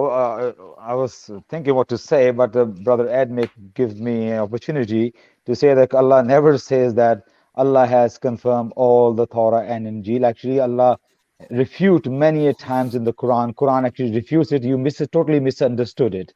So we can talk about it some other day. It's a detailed topic, and I can show you how many times Quran refute Torah and Injil. So you need to understand, as the sister said earlier, you need to understand the scripture intertextually, the whole what scripture message is. And if you read the Quran properly, intertextually, you see Quran reject Torah and Injil wherever it is corrupted. Actually, only one verse of the Quran reject thousands of verses in the Bible, which Allah say Allah is father to no one.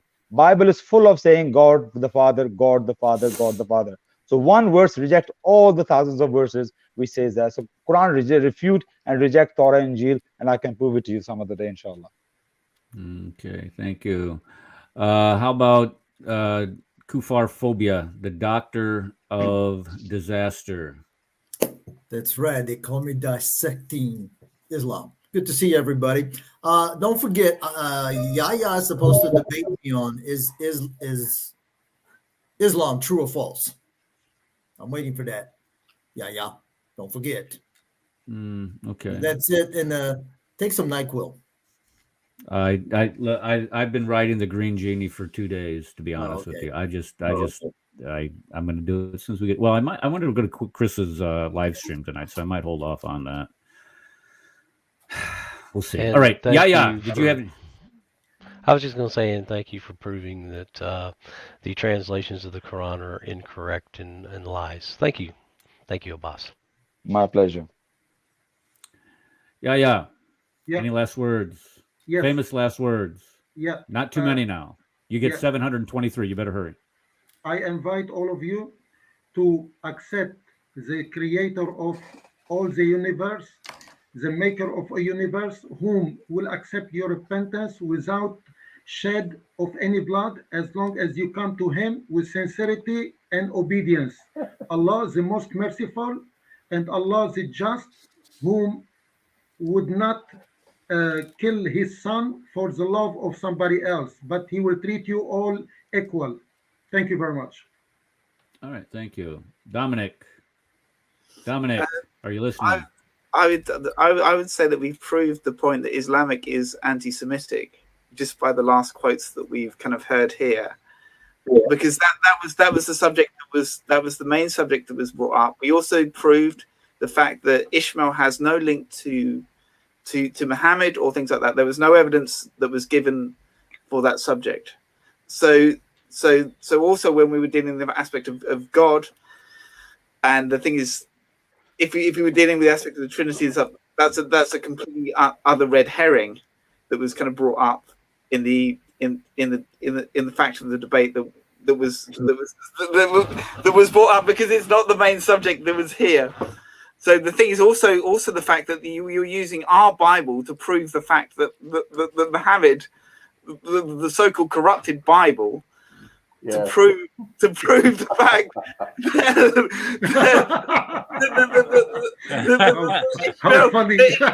Ishmael was linked to How funny you are, man. That Ishmael was linked to Muhammad. How nice. So the thing is, you also didn't prove any archaeological evidence that the Philistines are linked to Muhammad at all. There was no archaeological evidence regarding that subject. And the thing is, when we're talking about the thing is all you have is ad hominem attacks, and we know as well that Jesus loves you, Yahya, and Jesus loves you, Abbas, and he died on the cross for your sins. Amen. And the thing is, we know that our creator is the creator of the universe, because the thing is we have evidence for it. And the thing is, where's your evidence? Yeah, where's your evidence? Okay. Genesis 1:1. Backbone. All right, thank you, Dominic. All right, let's go to George. George, sir. Yes, thank you very waiting much. patiently. Yes, thank you very much. You know, I want to make this clear to everyone, not just the Muslims. We believe Jesus. We believe him. We believe his words. Matthew 24, verse 35. Heaven and earth will pass away, but my words shall never pass away. What are his words? I am the Son of God. I came to die for sin. False prophets will arise, and false prophets will deceive many. That might. False prophets will come, and false prophets will deceive many.